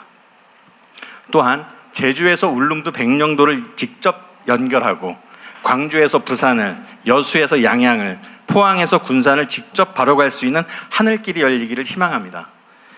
제주가 진정한 국가관광 거점이 되려면 김포 제주 노선 일변도에서 벗어나 전국 어디에서든 촘촘히 연결되는 하늘길 체계를 갖춰야 할 것입니다. 두 번째는 지역 항공을 지방 생존 인프라로 인정을 하고 정책 금융 접근성을 좀 높여주셨으면 좋겠습니다. 지역 항공은 관광만의 문제가 아니라 생존과 직결된 문제입니다. 응급 이송이랄지 생필품 물류 등이 아우르는 지역 생존 기반으로 지방시대의 실질적 인프라입니다. 그러나 현실에서는 정책과 실제 집행사의 간격이 좀 있습니다. 도로, 철도와 함께 지방항공망도 국가기관망으로 인정하고 국민성장펀드 등 정책금융의 문을 함께 열어주셨으면 좋겠습니다. 네, 조금 더 압축적으로 부탁드립니다. 셋째, 마지막입니다. 이제 소형항공 운송사업자의 국제선 좌석 기준을 국내선과 동일하게 80석으로 조정해 주십시오. 현행 규정상 소형항공 운송사업자의 국내선은 80석으로 제한되어 있고 국제선은 50석으로 기준이 달리 적용되어서 동일한 항공기로 국내선과 국제선을 함께 운영하기 어려운 구조로 되어 있습니다. 정책당국의 고민이 분명히 있었을 것입니다. 국제선 역시 80석 기준으로 운항할 수 있도록 규제를 개선해 주셨으면 좋겠습니다. 이상입니다. 감사합니다. 네. 다음 진행하기 전에 내가 하나 참고로 말씀 하나 드리고 가면 좋겠어요. 제가 행정을 해보니까 아니 시민단체에서 일할 때도 느꼈던 것인데 목소리 큰 사람, 숫자 많은 사람이 장땡이더라. 속된 말로 쪽수가 장땡이다. 쪽수가입니다. 이런 얘기들이 실제로 현장에 있습니다. 그리고 행정기관들은 실제로 거기에 반응을 해요. 그래서 어떤 일까지 벌어지냐면 아는 분 계실지 모르겠는데 일당 받고 집회에 동원되는 경우도 많아요. 하루에 얼마 이렇게 해가지고 좀 우리가 생각하는 상상하는 그런 거 말고 광화문 이런 데 말고 예를 들면 철거 아니면 무슨 어떻게 서민들의 애환이 담긴 그런 민원들도 숫자가 많아서 항의하면 더 잘 대우해 주더라. 그래서 이제 숫자를 불리기 위해서 또 목소리를 키우기 위해서 사람까지 사서 이렇게 시위를 하는 경우도 있고 또 이렇게 관청을 향해서 그 높은 데시벨의 스피커, 고성능 스피커로 괴롭혀가지고 그 효과를 보는 경우도 있고 그러다 보니까 이게 어떻게 하면 더 시끄럽게, 더 요란하게, 더 괴롭힐 수 있을까? 이제 이런 게 이제 일종의 능력처럼 그렇게 인정되는 시대도 있었죠. 지금도 사실 그런 마인드가 좀 남아 있어요. 근데 이거는 사실 민원을 대하는 정부 당국자들의 기본적인 태도 때문에 생긴 일입니다. 그러니까 힘세면은 그게 옳든 그러든 더 존중해주고 또 힘없어 보이고 숫자 얼마 안 돼 보이고 이러면은 또 무시하고 이런 경향이 없지 않았죠. 지금도 전혀 없다고 할 수 없습니다. 우리도 피해 규모가 크면 더 많이 더 강력하게 신속하게 대응하는 게 사실이죠. 사회적 파장이라고 하는 것 때문에 그런 게 있습니다. 그런데 그래서 제가 성남시장이 되면서 그런 문제 때문에 이렇게 얘기를 했어요. 그리고 그걸 평생 지키려고 노력을 했습니다. 100명이 모여서 꽹가리를 치고 하는 말이나 한 명이 이메일을 보내는 거나 똑같이 취급한다. 그리고 오히려 말로 해도 되는 걸 힘을 잡고 쓰면 약간의 불이익을 줘야 되겠다. 대신에 저의 행정 방침을 명확하게 이렇게 알려주고 또 실천을 해야 되겠죠. 그래서 정말 나름대로 노력을 했고 지금도 국가 행정에도 그렇게 하려고 노력하고 있어요. 그래서 여러분들이 오시면 메모해서 내라. 그럼 저희가 다 검토해서 똑같이 발표하거든요. 다 통지도 다 해드리고 있죠. 네, 맞습니다. 얼마 전에 90몇 % 했다고. 실제로 검토해서 통해드리고 아니면 뭐 우리가 처리할 수 없는 일선 구청에 관한 일이면 구청으로 뭐 보내고 그렇게 하고 있죠. 그래서 이 자리에서 꼭 마이크 들고 얘기를 하면 더 존중받겠지? 이런 고민 안 하셔도 됩니다. 필요하면 써서 내도 되고. 그러면 그거 뭐 써서 내지 뭐 민원 내지 말로 몰려다니면서 이렇게 시끄럽게 하냐라는 생각을 할 수가 있죠. 그 이유는 우리 모두가 해당되는 또 많은 다수가 해당되는 공통의 과제를 한번 공론화하자는 거예요. 이 자리에 발언을 통해서 개별 민원을 해결하자는 게 아니고 뭐 그것도 부수적인 효과겠지만 제주의 문제 또는 대한민국의 문제, 국정에 관한 이야기, 온 나라 살림에 관한 의견, 제안 이런 것들 한번 공론화해 보자는 거예요. 많은 분들이 보는 속에서. 좀 그러자는 취지시죠? 그래야 기회가 많이 생겨요. 그런데 내 얘기, 우리 뭐 사업 얘기, 뭐 물론 뭐 다 그랬다는 건 아니고 그렇게 혹여라도 그렇게 흘러가면 요 모여 있을 필요가 없지. 여러분도 여기 보면 아마 나 이 얘기는 꼭 해야지 이거 무지하게 많을 거예요. 그런 분들한테 기회를 많이 드리려면 좀 짧게 들어가는 말, 마치는 말 다 빼고 자기소개하고 그냥 핵심적인 얘기만 해서 좀 함께 논의해보고 함께 생각해볼 기회를 갖는 거죠. 그러면 좀 많은 사람들이 얘기할 수 있어요. 네. 내가 일단 당첨됐으니까 그렇게 하지 말고 당첨된 후에도 당첨되지 않고 당첨을 기다리는 사람의 마음으로 그렇게 좀 압축적으로 해주면 좋겠어요. 네. 지금 시간이 사실은 거의 다 됐습니다. 다 됐어요. 그것도 뭐 또 그럴 수가 있나? 됐습니다. 또. 하지만 조금 더 네. 받으신다고 하셨습니다. 뒤로 가겠습니다. 뒤로 가서 여기 그 노란색 모자 쓰신 여성분께 마이크 드리겠습니다. 두세 줄로 압축적으로 부탁드립니다. 이게 압축하는 게 쉽지는 않아요. 고맙습니다. 맞습니다. 와 떨립니다 지금. 며칠 잠 못 잤습니다. 반갑습니다. 잘 안 보입니다. 쓰겠습니다. 그래요. 네. 저는 20년 전 제주도로 이주해서 지금까지 행복하게 살고 있는 75살 정영희입니다. 저는 뭐 정책 이런 건 모르겠습니다. 그냥 딱 한 가지 숲을 지키시고 자연을 지켜주십시오. 있는 숲 베어내고 돈 들여서 새숲 만들지 마시고 제발 좀 자연 좀 지켜주시고 저 행복하고 우리 노인들 행복하게 살 수 있게. 네. 우리나라 좋은 나라입니다. 정말 행복하게 살 수 있게 자연 좀 지켜주시고 있는 숲 좀 베어내지 마시고 지금 100년 된 숲을 잘라내고 4차선을 내고 그 길 주위에 있는 학교, 도서관 뭐 이런 것들이 다 지금 무너지게 생겼는데요. 제발 지켜주십시오. 저 부탁은 그거 한 가지입니다. 그리고 대통령 뵙고 싶어서 3일 잠 못 잤습니다. 너무 반갑습니다. 고맙습니다. 네. 고맙습니다. 고맙습니다. 네. 저도 그 궁금한데 전에 무슨 비자나무 숲을 베어내고 무슨 8차선인지 4차선인지 만든다고 사진 올려오고 뭐 그랬던 그건 어떻게 됐어요? 그거는 큰일이고 그거 어떻게 됐어요? 그건 저는 모르죠. 하다 말았어요? 끝까지 했어요? 알았습니다. 그냥 고맙습니다. 궁금해서. 네. 네. 네? 제2공항? 공항을 할지 안 할지도 안 했는데 뭐 벌써 더로부터 그랬어요? 네, 이따가 의견서를 넣어주시면 검토를 하도록 하겠습니다. 죄송합니다. 네. 저기 3구역의 맨 뒤에 계신 남성분께 마이크 드리도록 하겠습니다. 정장 입으신 남성분께 마이크 전해주십시오. 대통령 반갑습니다. 저는 한경면 쪽에서 농업인이 심부름을 하고 있는 머슴을 하고 있는 제주 고산농협조합장 고영찬입니다. 농협.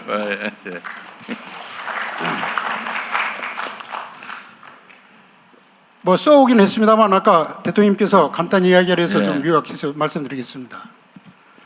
지금 저희 지게는 고산 선사 문화 유지역 때문에 한 30년 동안 묶여서 지역 개발은 물론이고 개인이 재산권 행사까지도 못하고 있습니다.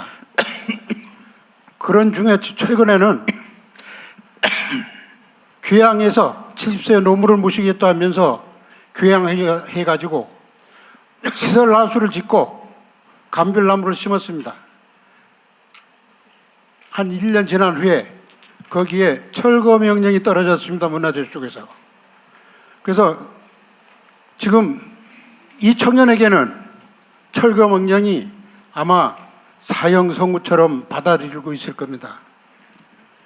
이 부분은 대통령님께서 좀 잘 지켜서 봐주셔서 정말 청년들이 농촌으로 돌아올 수 있도록, 이게 또한 다른 쪽에서 보면 농촌 소멸을 막는 방법이기도 합니다.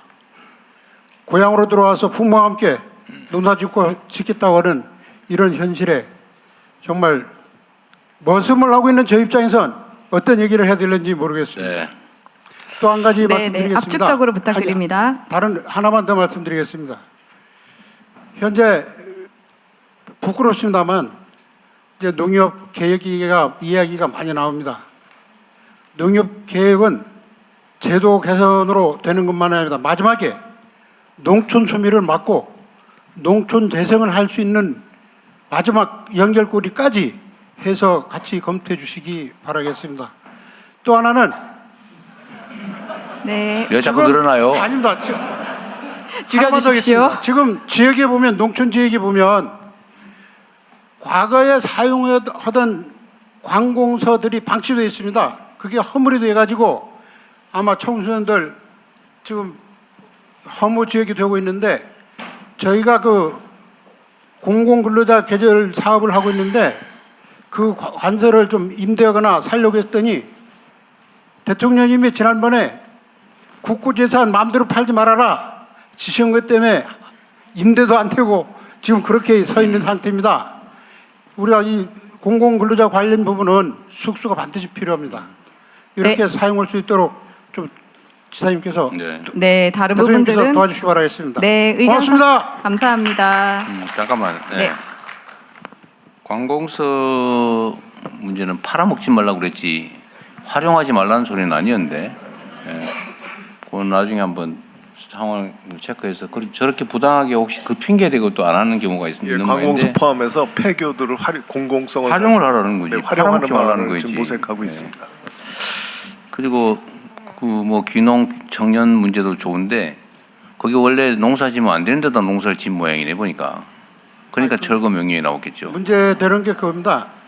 30년 정도면 한 반세대가 흘러가는 거 아닙니까? 아니 잠깐만, 현 제도가 그런데 그 제도를 위반했으니까 철거 명령이 나온 거 아닌가요? 예, 그 제도가 잘못됐다 그 말인가요? 예, 그거는 맞습니다. 그런데 네, 알았어요. 구역을 네. 알 수가 없습니다. 구역을. 네, 알겠습니다. 그 타당성 여부는 제도적으로 좀 접근해야 될 문제 같고. 네. 저 끝으로 가서 가장 먼저 들어주신 검은색 둘째 줄에 검정색 입으신 여성분께 기회 드리도록 하겠습니다. 요약해서 짧게 합시다. 그래야. 네, 압축적으로. 대통령님 부탁드립니다. 안녕하십니까? 제가 여기까지 오기까지 12년 기다렸습니다. 그러셨어요? 저희 집에 그 대통령 아래를 앓고 있는 한 남자가 있는데 그 남자 때문에 왔습니다. 죄송합니다. 저는 뭐 도 정책, 국가 정책 이런 거를 발표할 좀 여력이 없어서 처음에 타운홀 미팅 한다고 했을 때 A4 5장을 썼고 선정됐을 때 3장을 썼고 오늘 한 장입니다.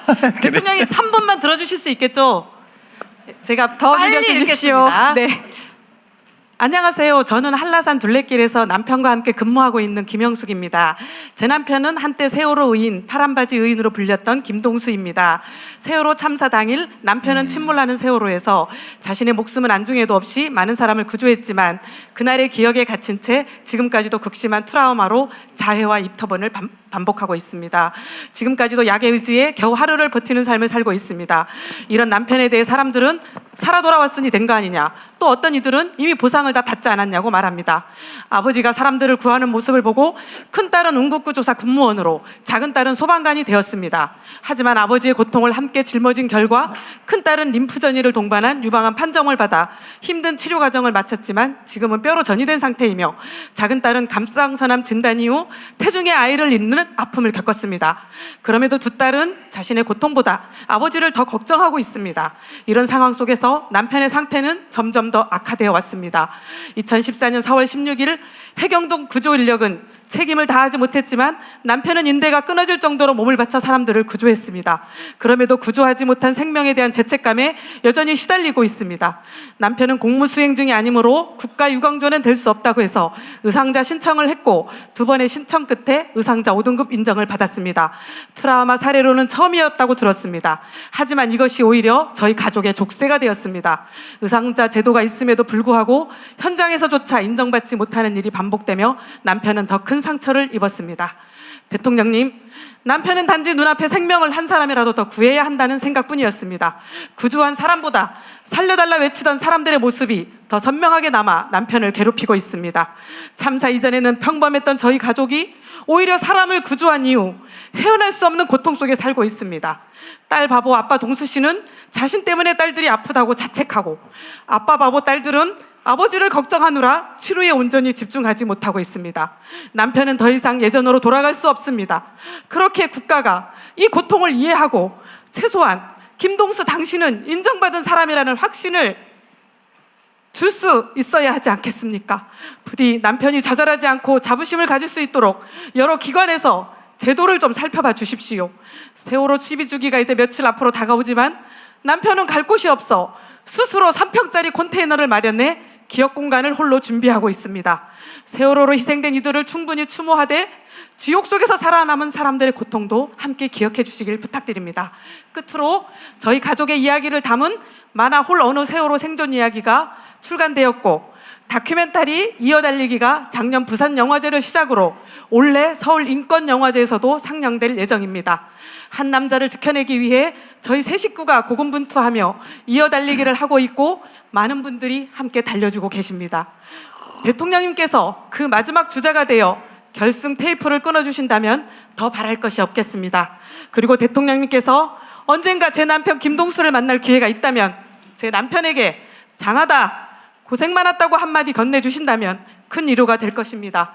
의인의 삶이 불행이 아닌 해피엔딩으로 끝날 수 있도록, 그래서 더 많은 의인들이 한국 사회에 나올 수 있도록 도와주십시오. 감사합니다.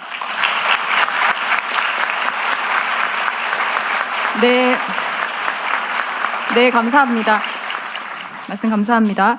대통령 이제 마무리, 한두 분 더 하도록 하겠습니다. 그럼 뒤에 부분 하겠습니다. 저쪽에 맨 뒤에 계신 그 두 손을 들고 계신 분께 기회 드리도록 하겠습니다.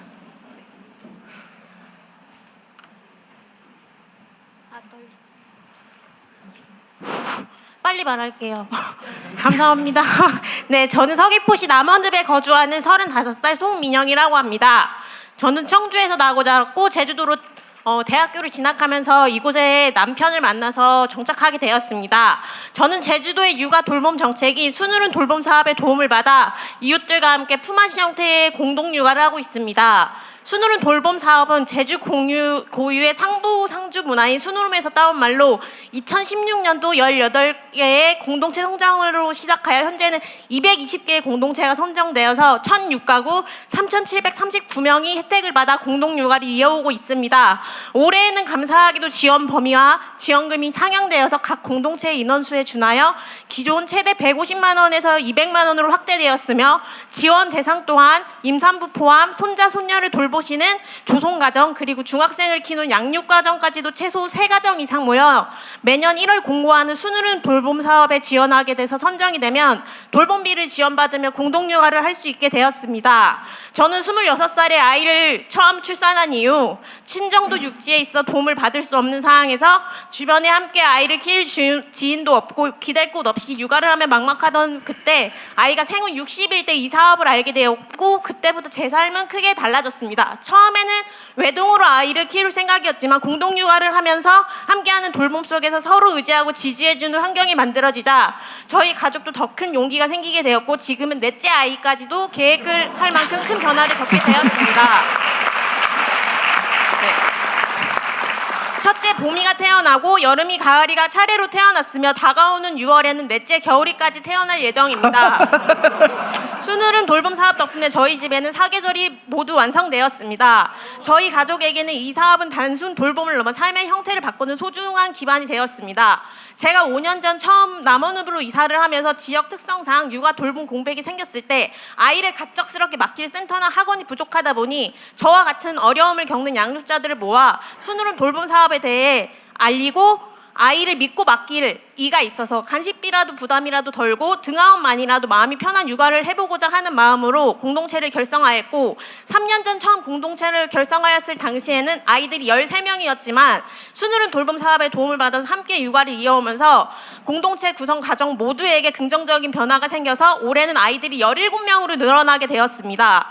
이러한 공동육아 환경이 안정적으로 자리 잡을수록 출산과 양육에 대한 부담이 줄어들고 자연스럽게 아이를 더 낳을 수 있는 사례라고 생각하게 되었습니다. 네, 약간 압축 부탁드립니다. 네네네. 다만 제가 2017년도 첫째 아이를 낳고 아이들을 데리고 육지에 나갈 때마다 순으름 돌봄 사업과 순으름 육아 나눔터 같은 경우가 있는지에 대해서 찾아보았지만 현재 2026년까지도 공동육아 사업이나 공동육아 나눔터 같은 건 없고 협동조합 형태의 공동육아 어린이집만 존재를 하더라고요. 이러한 것을 보면서 저희 아이들이 제주에서 나고 자라서 특별한 혜택과 기회를 누리고 있다는 것을 실감하게 됐고 동시에 이러한 좋은 정책이 전국적으로 확대된다면 저와 같은 육아 돌봄 공백을 겪는 많은 가정에 큰 도움이 될 거라고 확신하게 되었습니다. 부디 공동육아 돌봄 사업의 전국 확대와 함께 현재 운영 중인 사업의 안정적인 유지와 발전을 위하여 관심과 지원을 부탁드립니다. 긴 이야기 들어주셔서 감사합니다.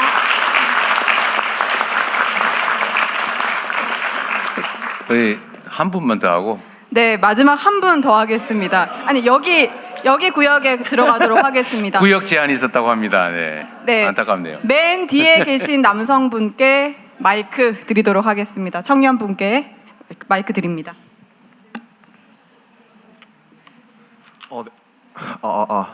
네, 만나서 반갑습니다. 다른 분들의 기회를 뺏은 것 같아서 죄송스럽고 간단하게 빠르게 진행하도록 하겠습니다, 대통령님. 저는 이제 아까 말씀하신 교수님의 제자로 지금 제주대학교에 다니고 있는 청년입니다. 그리고 제가 저는 경기도에서 원래 10대를 보내다가 20대를 제주도에 오게 됐고 그 이후에 저는 이제 청년 관련된 정책을 좀 많이 스스로 생각하게 됐던 것 같습니다. 그래서 아무래도 제가 말하려고 하는 것은 어떤 이런 부분들을 좀 다 종합해서 이제 말하려고 합니다. 여기 계신 제주도민 분들의 대부분이 공감하시겠지만 이제 배송료 관련된 문제입니다. 추가 배송료가 연간 약 800억 원에서 1,000억 원 정도로 집계가 되고 있습니다. 그래서 이런 부분에서 제주도민들 같은 경우에는 어떤 이런 시스템 자체가 되게 백화점이라든가 마트라든가 이런 게 많지 않아서 이제 추가로 구매를 해야 되는 부분에서 그런 어떤 배송료를 담당하고 있습니다. 그래가지고 죄송합니다. 좀 긴장돼가지고. 그래서 그런 부분에서 이제 지자체에서는 택배비 지원 정책이 시행되고 있습니다. 하지만 이런 부분을 조금 다르게 보게 된다고 한다면은 제주에서 발생한 소비가 외부 물류 기업으로 이전하는 자본 유출 구조가 될 수 있다고 생각을 합니다. 그래서 이런 부분이 단기적으로는 도움이 될 수 있지만 장기적으로는 지역 경제의 자립성을 약화시킬 수 있다고 생각을 합니다. 그래서 저는 지역 기반의 물류 플랫폼을 조성을 해가지고 기존에 제가 좀 예시로 들고자 하는 게 있는데 제가 알기로 애경그룹과 제주항공에 대한 예시입니다. 처음에는 제주도와 같이 애경그룹이 출자를 해가지고 만들었다 보니까 그런 부분에서 처음에 많이 비싸진 어떤 대형 항공들 위주에서 LCC 위주로 비행기 가격이 많이 싸진 걸로 알고 있습니다. 그래서 그런 방식의 착안을 해가지고 풀필먼트 센터를 국가가 지원을 하고 라스트 마일에서 혁신을 담당해가지고 지역 기반의 물류 플랫폼을 만들게 되고 그 이후에서 그 안에서 청년들을 채용하고 어떤 이런 사회적 기업의 형태로 진행될 수 있다고 한다면은 많은 제주 지역 도민들이 느끼고 있는 어떤 이런 배송료 관련된 부분에 대한 문제들을 좀 더 해결할 수 있을 것이라고 생각을 합니다. 기회 주셔서 감사합니다. 네, 감사합니다. 마지막으로 우리 대통령님의 마무리 말씀을 청해 듣도록 하겠습니다. 아쉽죠? 네. 아쉬워야 다음에 또 그리워지죠. 네? 뭐라고? 1분 내로 하세요. 1분 내로. 네.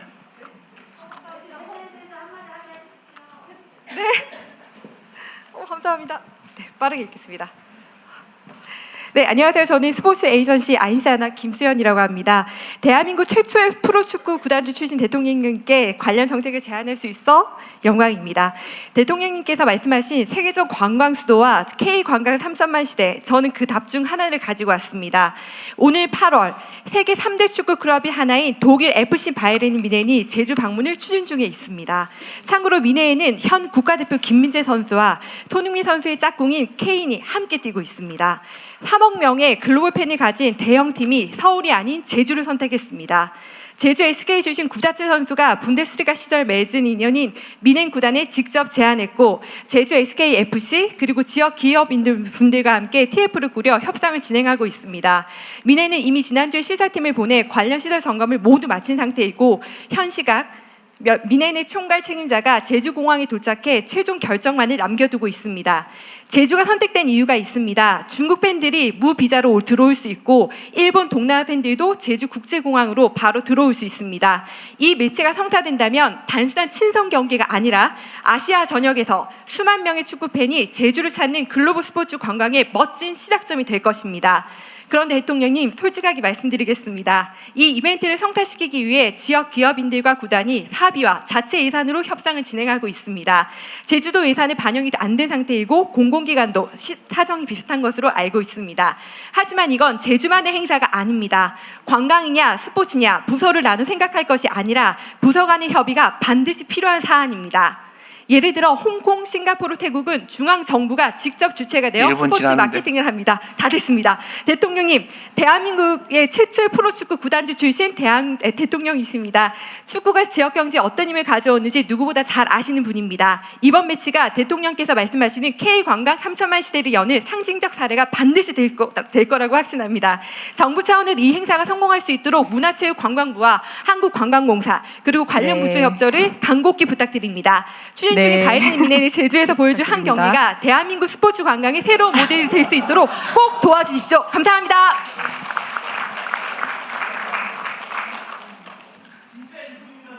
원정 경기 그 상대 팀이 누구라고요?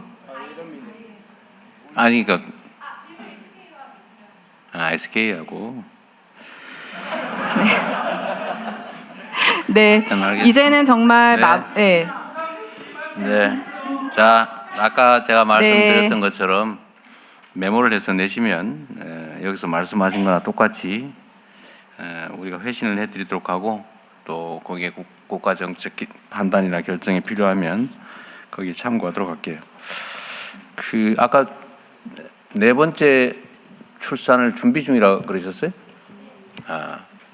준비라고 하는 단계가 이미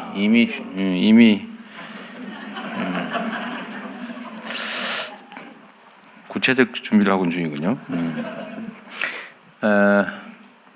그거와 직접 관계는 아니에요. 저희가 이제 약간 육아 양육 지원 뭐 그런 걸 열심히 할 텐데, 최근에 그 출생률이 1월 기준으로는 0.99까지 올라갔다. 그러니까 1에 거의 가까워졌다고 하는 보고가 있어서 일부에서 그 말고도 그 전에도 사실은 이제 0.8를 막 넘어가고 있잖아요. 보통 0.7 초반이었는데 전 세계에서 출생률이 가장 낮아서 가장 먼저 사라질 나라다, 이렇게 평가를 받고 있었는데, 최근에 하여튼 출생률이 올라가고 있어서 우리도 내부적으로는 이게 도대체 왜 그럴까?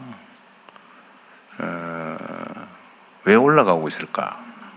그래서 그 원인은 뭐 여러 가지로 제가 분석을 여러 차례 우리 회의에서도 하고 있는데, 제도가 그러니까 출생 지원 정책이 효과를 발휘해서 드디어 출생률이 상향한 것일까? 그럴 것 같지가 않다. 두 번째로 그런 이유가 뭘까? 지금 아이를 낳는 부모의 부모가 소위 베이비붐 세대, 이재명 세대 아니냐? 그러니까 자녀들을 워낙 많이 낳아서 그 워낙 많이 낳은 그 사람들이 이제 결혼해서 아이를 낳을 때가 된 거 아니냐? 이런 판단도 하나 있고요. 또 하나는 지금 2020년부터 코로나 때문에 한 2, 3년 결혼을 실질적으로 못하고 미뤘다가 원래 결혼을 해가지고 아이를 낳고 있는 게 몰린 게 아닐까? 그것도 있고, 또 하나는 이런 것도 있어요. 이게 제가 가장 희망적으로 보는 부분인데, 결혼 안 하고 버티고 그냥 혼자 살아봤더니 이건 아니야. 내가 좀 해봤는데 이거 아니야 라고 하는 고려 때문에 어차피 세상살이 다 그래, 결혼하고 아이 낳고 그냥 살자 라고 하는 생각이 드디어 생기기 시작했다는 얘기도 꽤 있어요. 현장에서 그 얘기가 일리가 있더라고요. 네, 실제로 결혼에 대한 인식 그리고 출산에 대한 인식이 긍정적인 비율이 굉장히 많이 그러니까 비율이 올라가고 있더라고요. 네. 통계적으로. 난 혼자 살래. 결혼 혼자 사는 게 좋아. 능력만 된다면. 이게 지금 비율이 아니다. 결혼해야 된다. 그래도 이게 올라가고 있어요. 그게 몇 년 전부터 내가 그 통계를 봤는데 그게 효과가 현실적으로 나타나는가 싶기도 합니다. 여튼 심각한 문제이기도 해요. 정책 효과인지 아니면 그 세대 구성 때문인지 코로나 때문인지 아니면 생각이 바뀌어가는 건지. 그럼에도 불구하고 여튼 대한민국의 가장 근본적인 문제들이 다 중첩이 돼가지고 가장 흉악하게 나타난 결과물이 출생률 저하죠. 어쨌든 이 문제를 해결하는 건 국가의 가장 중요한 과제입니다. 여러 가지 생각해 봐야 되겠죠. 하여튼 제주도에 여러분 길게 오랫동안 하면 좋겠는데 끝이 없어서 밤새도 안 끝날 거라 아쉽지만 아니 그만 아니요, 네, 아쉽지만 여기서 마쳐야 되겠어요. 네, 알겠습니다. 아쉽지만 네, 마쳐야 되겠다 그 말이죠. 네. 너무너무 아쉽지만 맞춰야 될 것 같습니다. 네, 수고하셨고요. 다음 기회에 또 한번 만나 뵙도록 하겠습니다. 제가 지금 오늘 어딘지 안 가르쳐 줄 거고 시장 구경 갈 거예요. 어딘지는 비밀입니다. 하여튼 좋은 시간 감사합니다. 네, 행복하기 바랍니다. 네, 대통령님 마무리 말씀 감사합니다. 제주의 마음을 듣다 여기에서 마무리하도록 하겠습니다. 대통령님께서 먼저 이석하시겠습니다. 제주도민 여러분들께서는 자리를 지켜주시면 감사하겠습니다. 감사합니다.